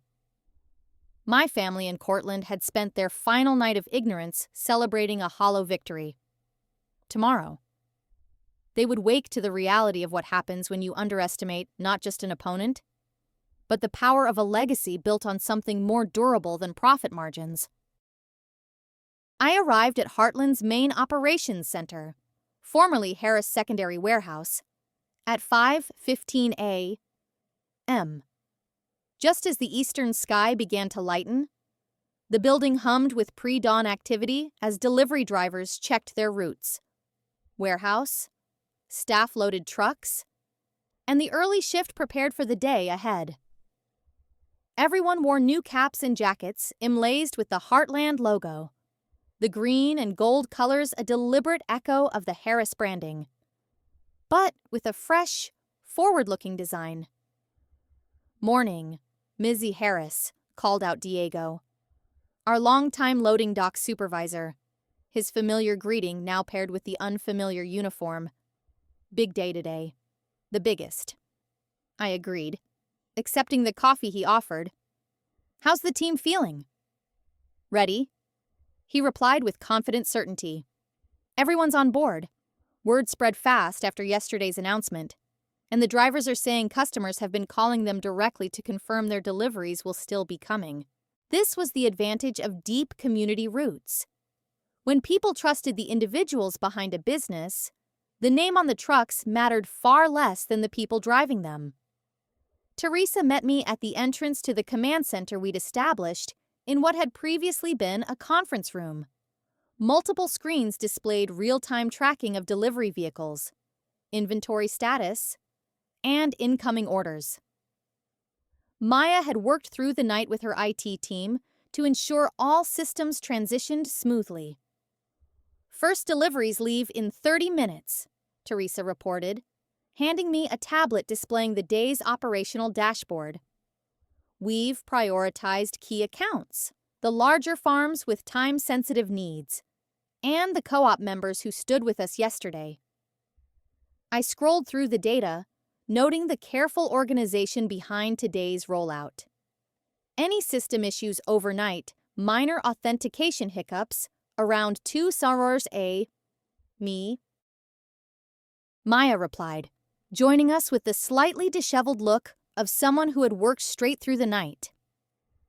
"Cortland's IT team attempted to access our database backups.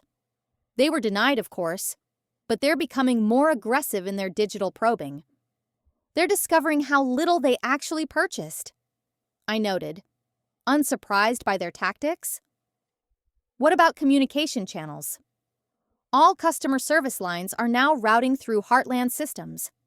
Teresa confirmed the old Harris number's forward callers to our new center with a brief recorded message explaining the transition. Our representatives have been thoroughly briefed on how to handle questions. The atmosphere in the command center blended tension and excitement, the culmination of months of careful planning now being tested in real-world conditions. I moved among the various stations, checking details and offering encouragement to team members who had committed themselves to this high-risk transition. At precisely 6 a.m., the first fleet of Heartland delivery trucks pulled out of the Yao loading bays, their freshly painted logos gleaming in the early morning light. I watched from the upper window as they dispersed across the region, carrying not just agricultural supplies, but also the message that community values had prevailed over corporate consolidation. First social media updates are hitting Maya, called out pointing to another screen where mentions of Heartland were already appearing. Local farmers were posting photos of the new trucks arriving at their properties, many with appreciative comments about service continuity and support for local ownership. My phone buzzed with a text from Hank. "First Heartland delivery just arrived. Everything perfect. Right on schedule. The Cortland vultures won't find any scraps to fight over here." The operations center settled into a rhythm of controlled urgency as the morning progressed. Each successful delivery, each system functioning properly, each customer conversion represented another brick in the foundation of our new enterprise. By 9 Servizore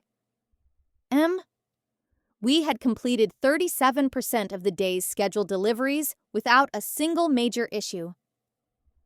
"Victoria, Mr." Bennett called from the doorway. "We have visitors at the front entrance, Cortland's legal team, accompanied by your uncle." I had been expecting this first counter-move. Direct confrontation rather than a formal legal filing. Interesting choice. They're hoping to catch us off guard. "Mr." Bennett observed, demanding immediate access to their inventory and customer data.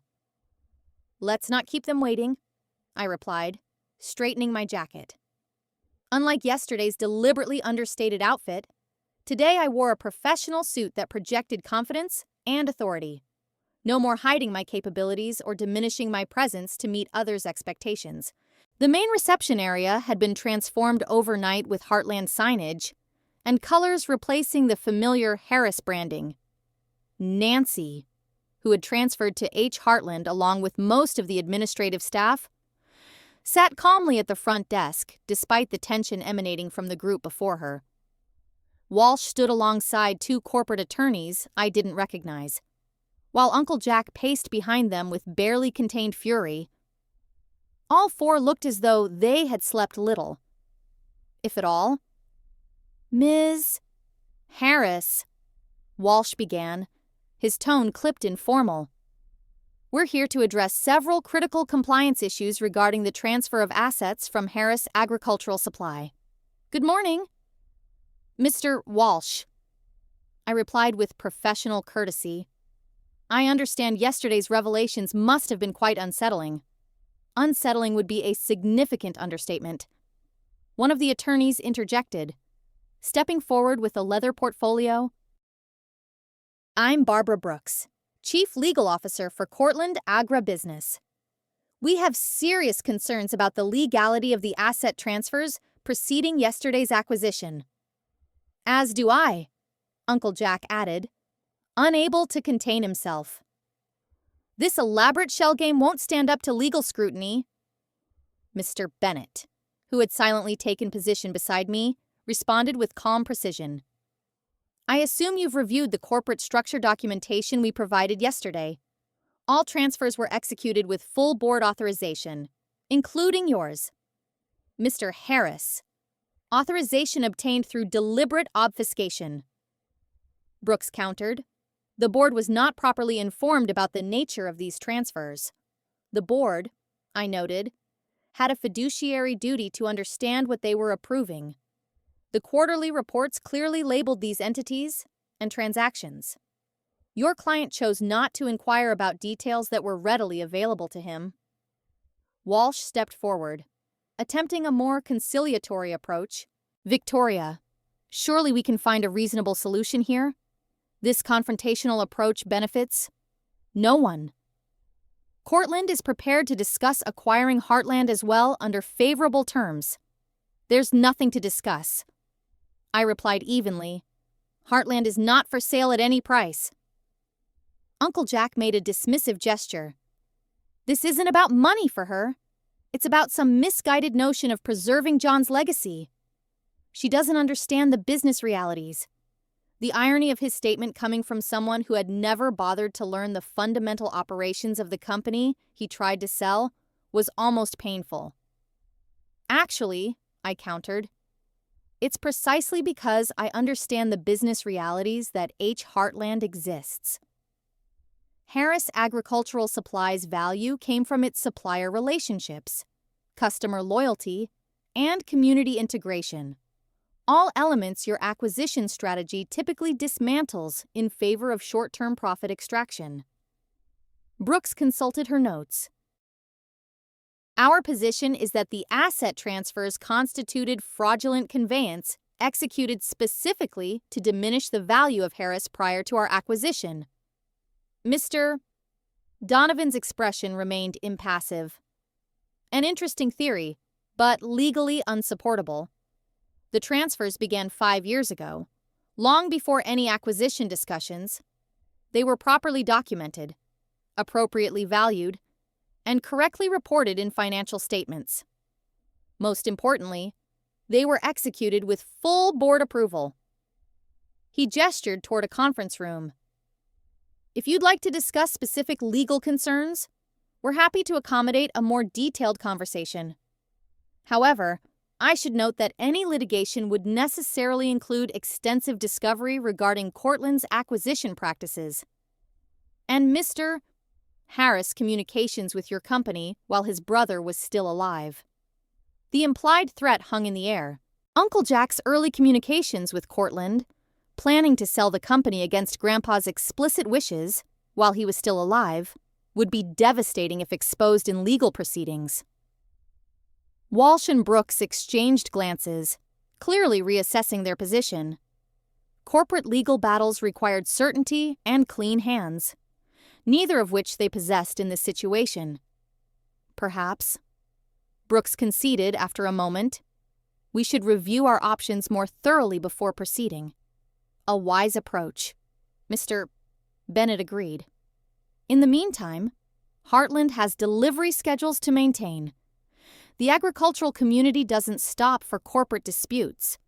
As if to emphasize this point, the front doors opened to admit Frank Davidson and several other farmers from the co-op leadership. They paused briefly, taking in the confrontation before approaching the reception desk. "Morning, Victoria," Frank called cheerfully, deliberately ignoring the Cortland contingent. "Just stopping by to sign our new supply contracts? The Heartland delivery arrived right on schedule this morning. Excellent service as always. The pointed display of customer loyalty wasn't lost on anyone present." Walsh's expression tightened as he watched the farmers, the very customers he thought he had purchased, openly aligning with Heartland. "Well, be in touch very soon," he said tersely, gesturing for his legal team to withdraw. "This situation remains far from resolved." As they turned to leave, Uncle Jack lingered, his anger now tinged with something that looked almost like uncertainty. For the first time since Grandpa's death, he seemed to be recognizing that his assumptions about me and perhaps about the business itself had been fundamentally flawed. "You won't be able to run this operation alone," he said, though his voice lacked conviction. "You don't have the experience." "I'm not running it alone," I replied, gesturing to the busy office around us. "I'm running it with the same dedicated team that made Harris successful. The team you never bothered to get to know or value." He had no response to this simple truth. After a moment, he turned and followed the Cortland executives out the door, his shoulders slightly slumped in a way I had never seen before. Once they were gone, Frank approached with a knowing smile. "Round one goes to Heartland, I'd say." "Just the first of many," I acknowledged. "They won't give up easily." "Neither will we," he assured me, gesturing to his fellow farmers. "The co-op vote was unanimous last night. Full support for Heartland. Immediate transfer of all accounts. We know which side our bread is buttered on." The rest of the morning brought a steady stream of customers finalizing their transition to Heartland. Farmers, construction companies, landscaping businesses, and others who depended on our agricultural supplies. Many brought stories of urgent calls from Cortland representatives overnight, offering substantial discounts and incentives to remain with Harris. Few had accepted these desperate offers. Most understood that short-term discounts wouldn't compensate for the long-term consequences of allowing a corporate conglomerate to establish monopoly control over their essential supplies. By noon, Maya's dashboard showed 82% of active accounts had already formally transferred to Heartland. The Harris Shell Company's customer base was evaporating more rapidly than even our most optimistic projections had anticipated. Regional Agricultural Association just endorsed the transition, Teresa reported, handing me yet another positive update. They're issuing a formal statement supporting continued local ownership of essential agricultural infrastructure. Community after community was aligning with our vision, not because of clever marketing or financial incentives, but because they recognized the fundamental values that had always guided Harris were continuing under the Heartland name. After reviewing the midday operational reports, I took a moment to visit the warehouse floor where the afternoon delivery fleet was being loaded. The workers moved with purpose and pride, many stopping briefly to exchange words of encouragement or share positive feedback from customers they had already visited. Diego approached as I surveyed the activity, his expression thoughtful. "Your grandfather used to do this every day. You know, walk the floor, talk to everyone. Make sure we all understood we weren't just moving products, but supporting a whole way of life. I remember, I said, smiling at the memory of following Grandpa through these same routines as a child. He always said the business operated on relationships, not transactions. Exactly right. Diego nodded. That's why everyone transferred to Heartland without hesitation. We're not just preserving jobs, we're preserving purpose. As I returned to the command center, my phone buzzed with a notification from the local business journal. The headline made me pause mid-step. Cortland stock falls 7% following failed acquisition revelation. The financial markets were already responding to news of the hollow purchase.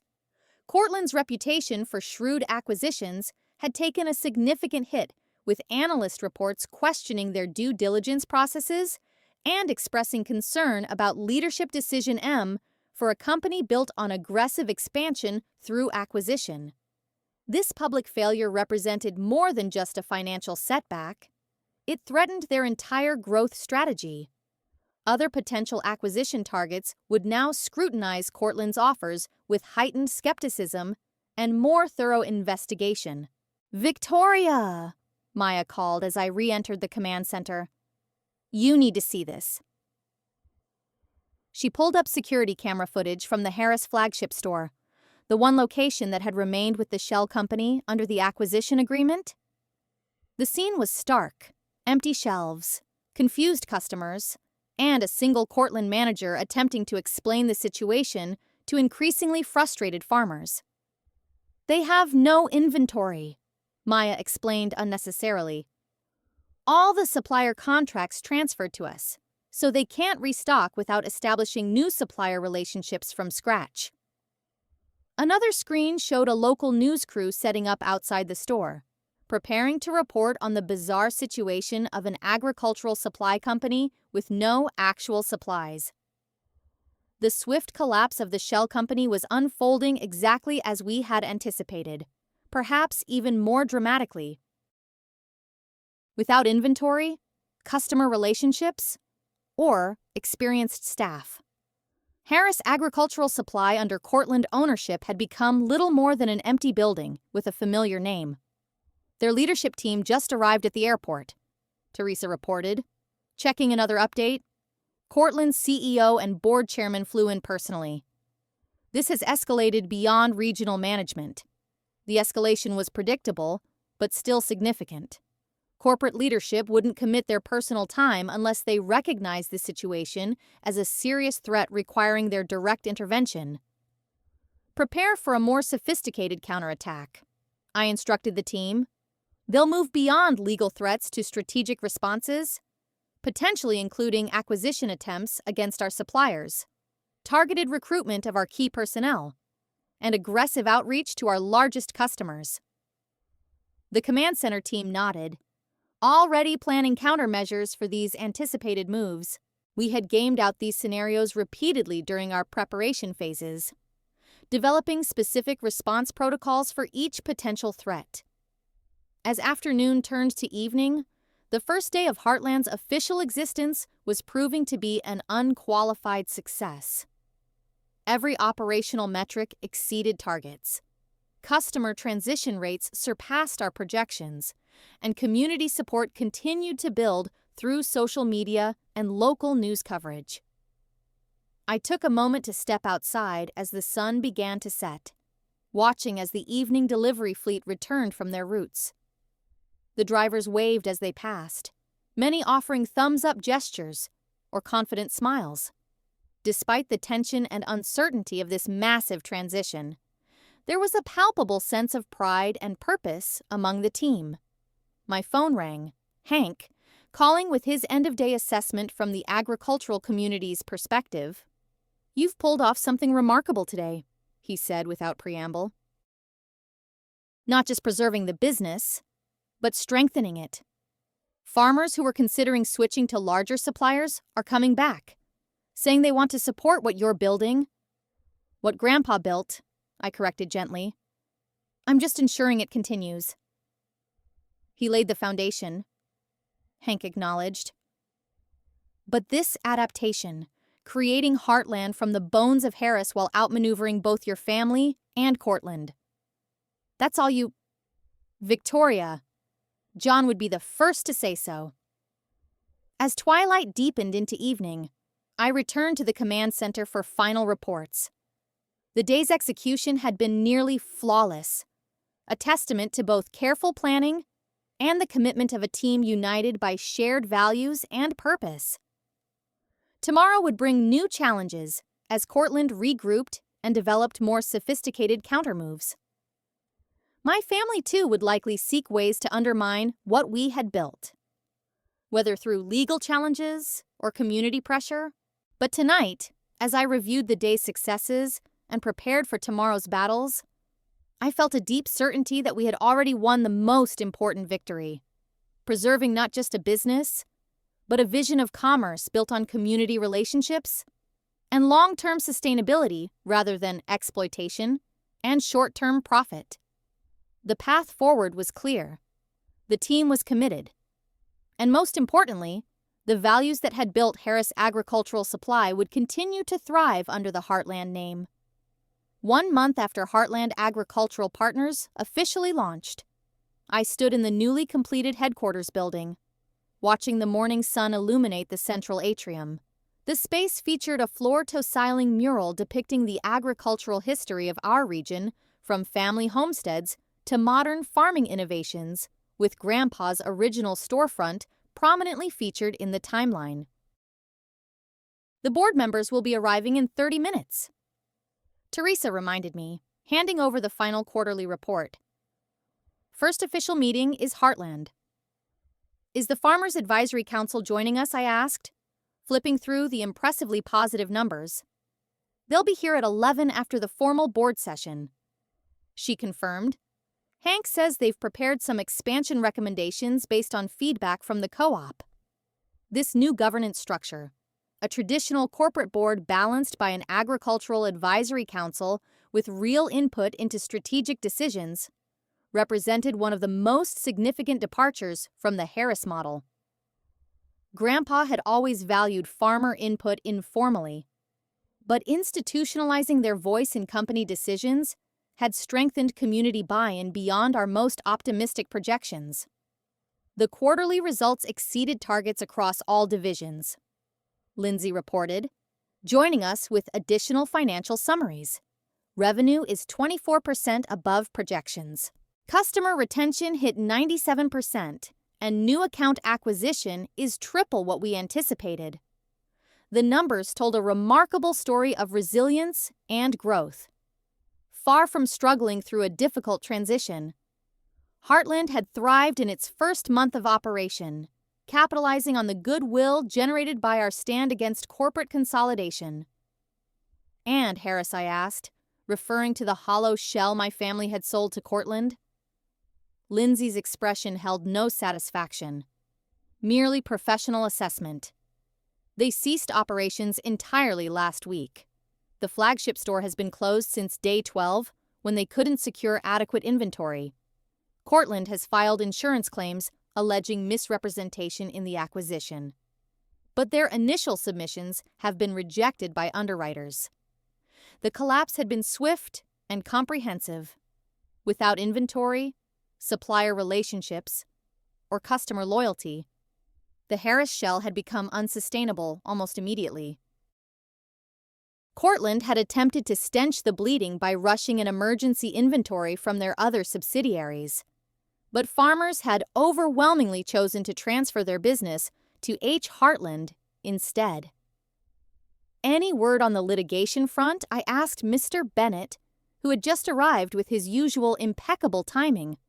Cortland's legal strategy is crumbling, he reported with quiet satisfaction.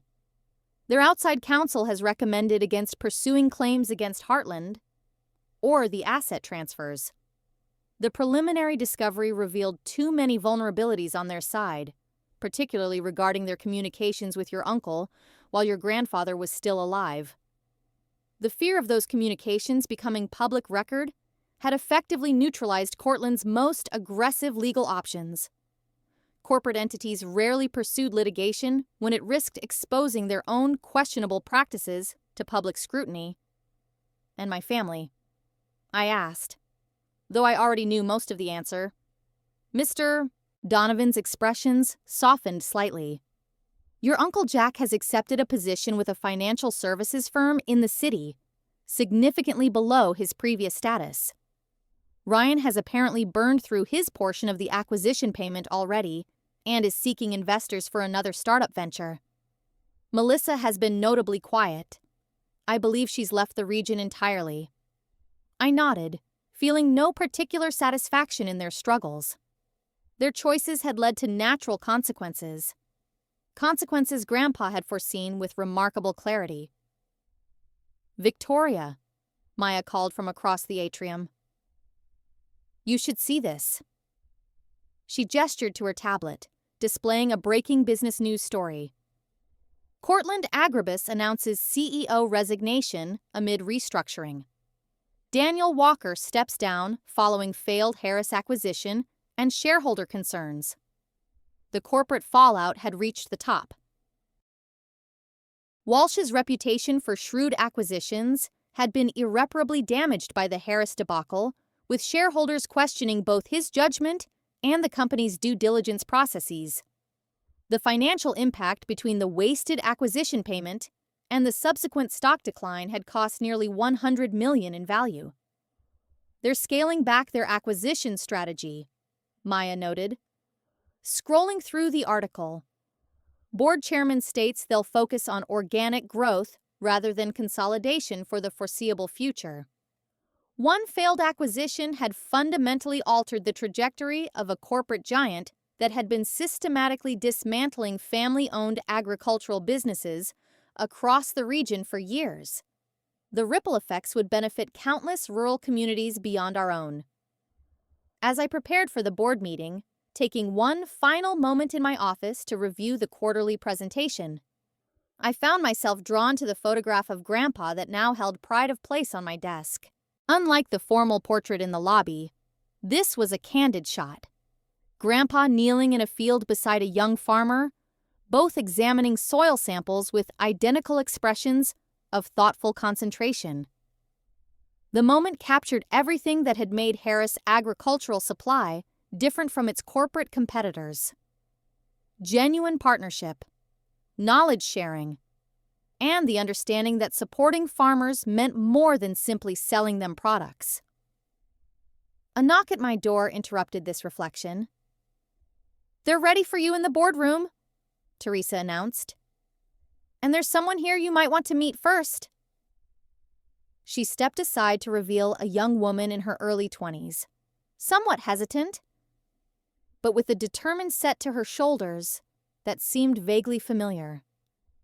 "This is Sophia Harris," Teresa introduced, "Jack's daughter." I hadn't seen my cousin since Grandpa's funeral, where she had stood quietly apart from her father's obvious calculations about the inheritance. Unlike Ryan and Melissa, Sophia had always been somewhat removed from family gatherings, pursuing her own path with little fanfare or family support. "Sophia," I greeted her, genuinely surprised. "Please come in." Teresa discreetly withdrew, closing the door behind her as Sophia entered, her gaze taking in the office with evident curiosity. "I've been following what happened," she began without preamble. "With Dad and Harris and everything. It's been illuminating." "I imagine it has," I replied carefully, unsure of her purpose. "Family revelations usually are." She nodded, seeming to gather her thoughts. "I wanted you to know that not all of us were part of what they tried to do. Dad never discussed business with me. He always said, I had my head in the clouds because I studied environmental science instead of business. This aligned with what little I knew of Sophia, that she had chosen a different path from the rest of the family, focusing on education and personal development rather than status or quick financial gains.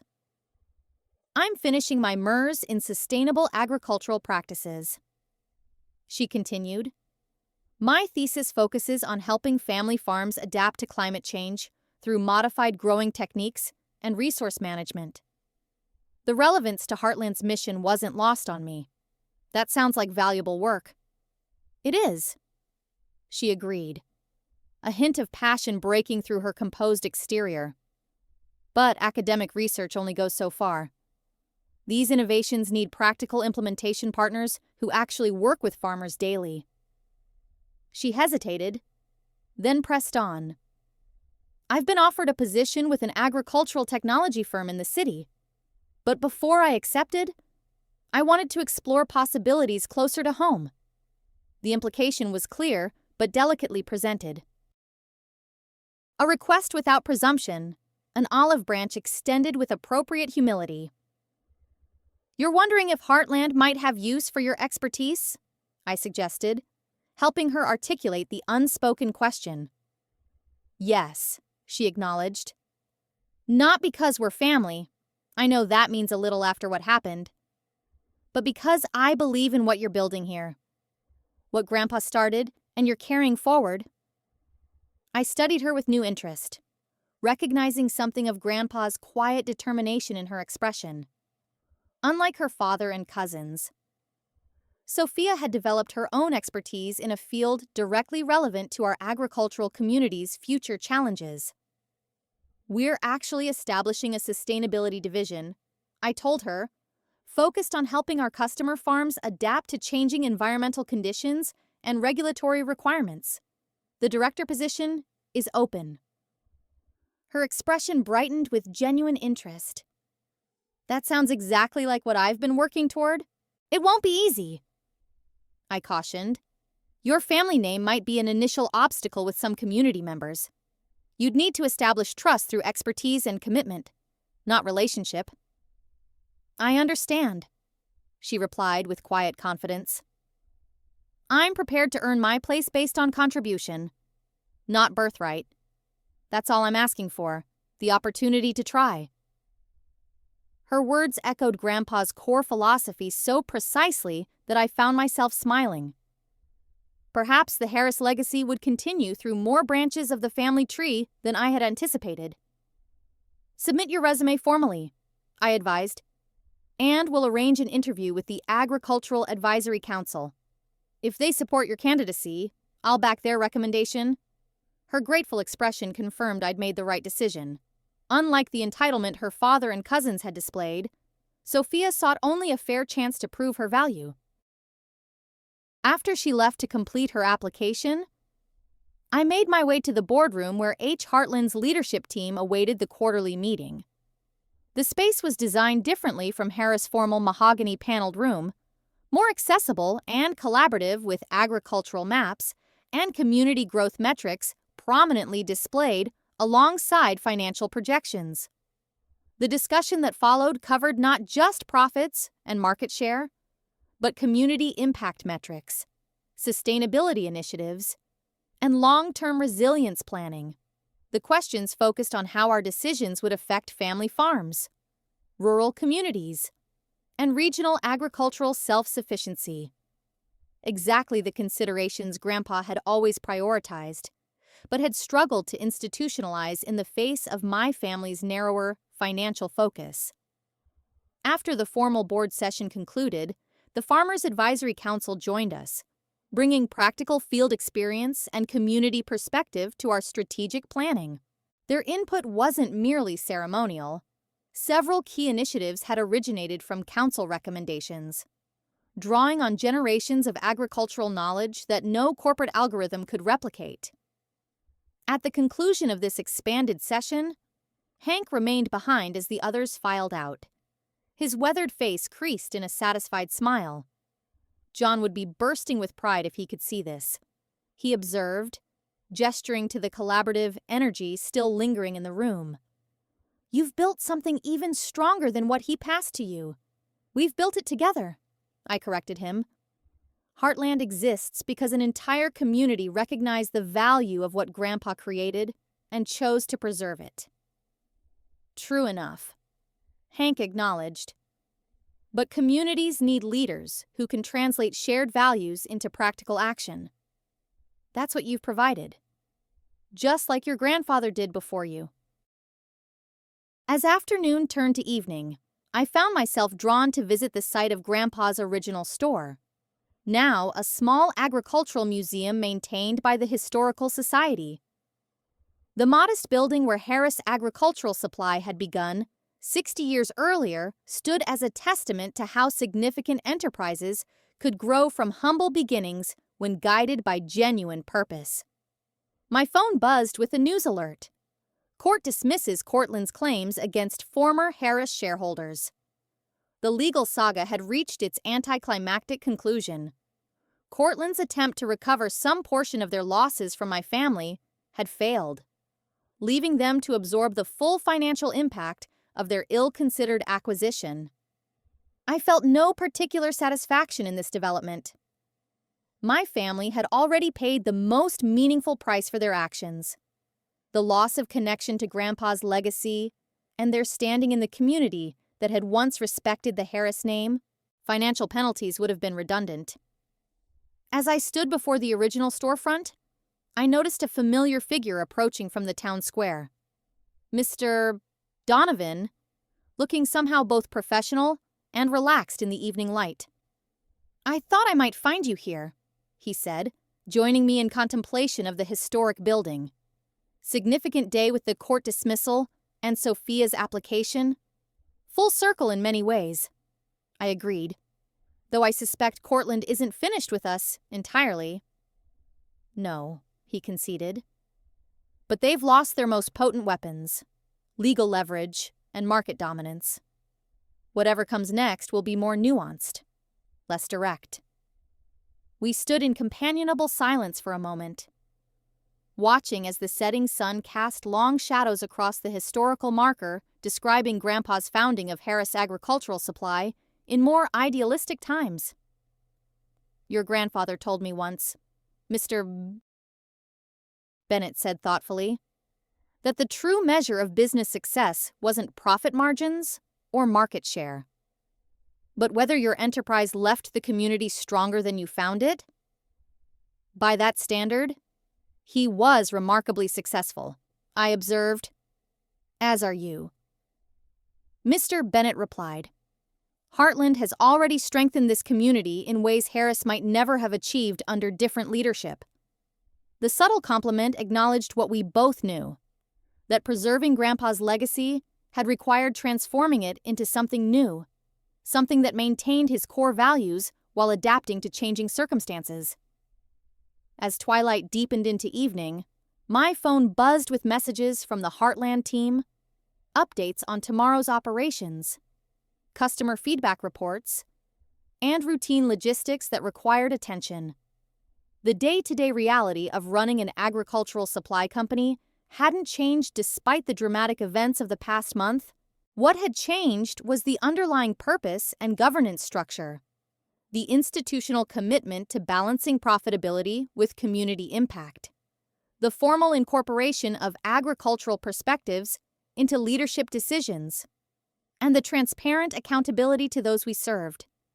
In outmaneuvering my family's attempt to sell Grandpa's legacy, I hadn't merely preserved what existed, I had created the opportunity to evolve it into something even more aligned with his original vision. Heartland wasn't just Harris Agricultural Supply under a new name. It was the next generation of his founding principles, adapted for contemporary challenges. As I drove back to the farmhouse that evening, still my home, and now Heartland's spiritual center, I found myself reflecting on the journey that had brought us here. From the moment of Grandpa's death to the establishment of Heartland as a thriving enterprise, every step had been guided by the values and strategic thinking he had instilled in me. The lights of the farmhouse glowed warmly in the darkness as I approached, a beacon of continuity amid change. Inside, on the study wall, hung Grandpa's favorite quotation, hand-carved in cherry wood. "The true inheritance is not what we receive, but what we do with what we've been given." In the end, that was the essence of what had transpired. My family had seen Grandpa's legacy as something to liquidate for personal gain. I had recognized it as a responsibility to nurture and evolve for community benefit. The consequences of those divergent perspectives had played out exactly as Grandpa had anticipated. His contingency plan hadn't just protected his life's work from those who failed to value it properly, it had created the opportunity for that work to grow into something even more significant under the stewardship of those who truly understood its purpose. As I settled at his desk, my desk now to review tomorrow's priorities, I felt not the burden of inheritance, but the empowerment of purpose. Grandpa's backup plan hadn't just preserved a business, it had ensured that the values behind that business would continue to strengthen the community he had served for 6 decades. That was the true legacy. Not buildings or balance sheets or brand names, but the positive impact on countless lives throughout our agricultural region. Heartland would continue that legacy not as a monument to the past, but as a living embodiment of principles that remained as relevant today as when Grandpa had first opened his modest supply store 60 years earlier. My family had sold what they thought was Grandpa's business, never understanding that his true business, the relationships, trust, and community support he had built over decades, could not be purchased. It could only be earned day by day, decision by decision, through actions that consistently prioritized long-term community welfare over short-term personal gain. That understanding was the most valuable inheritance Grandpa had left me. And, unlike the company itself, it was something that could never be sold to the highest bidder. Up next, you've got 2 more standout stories right on your screen. If this one hit the mark, you won't want to pass these up. Just click and check them out. And don't forget to subscribe and turn on the notification bell so you don't miss any upload from us.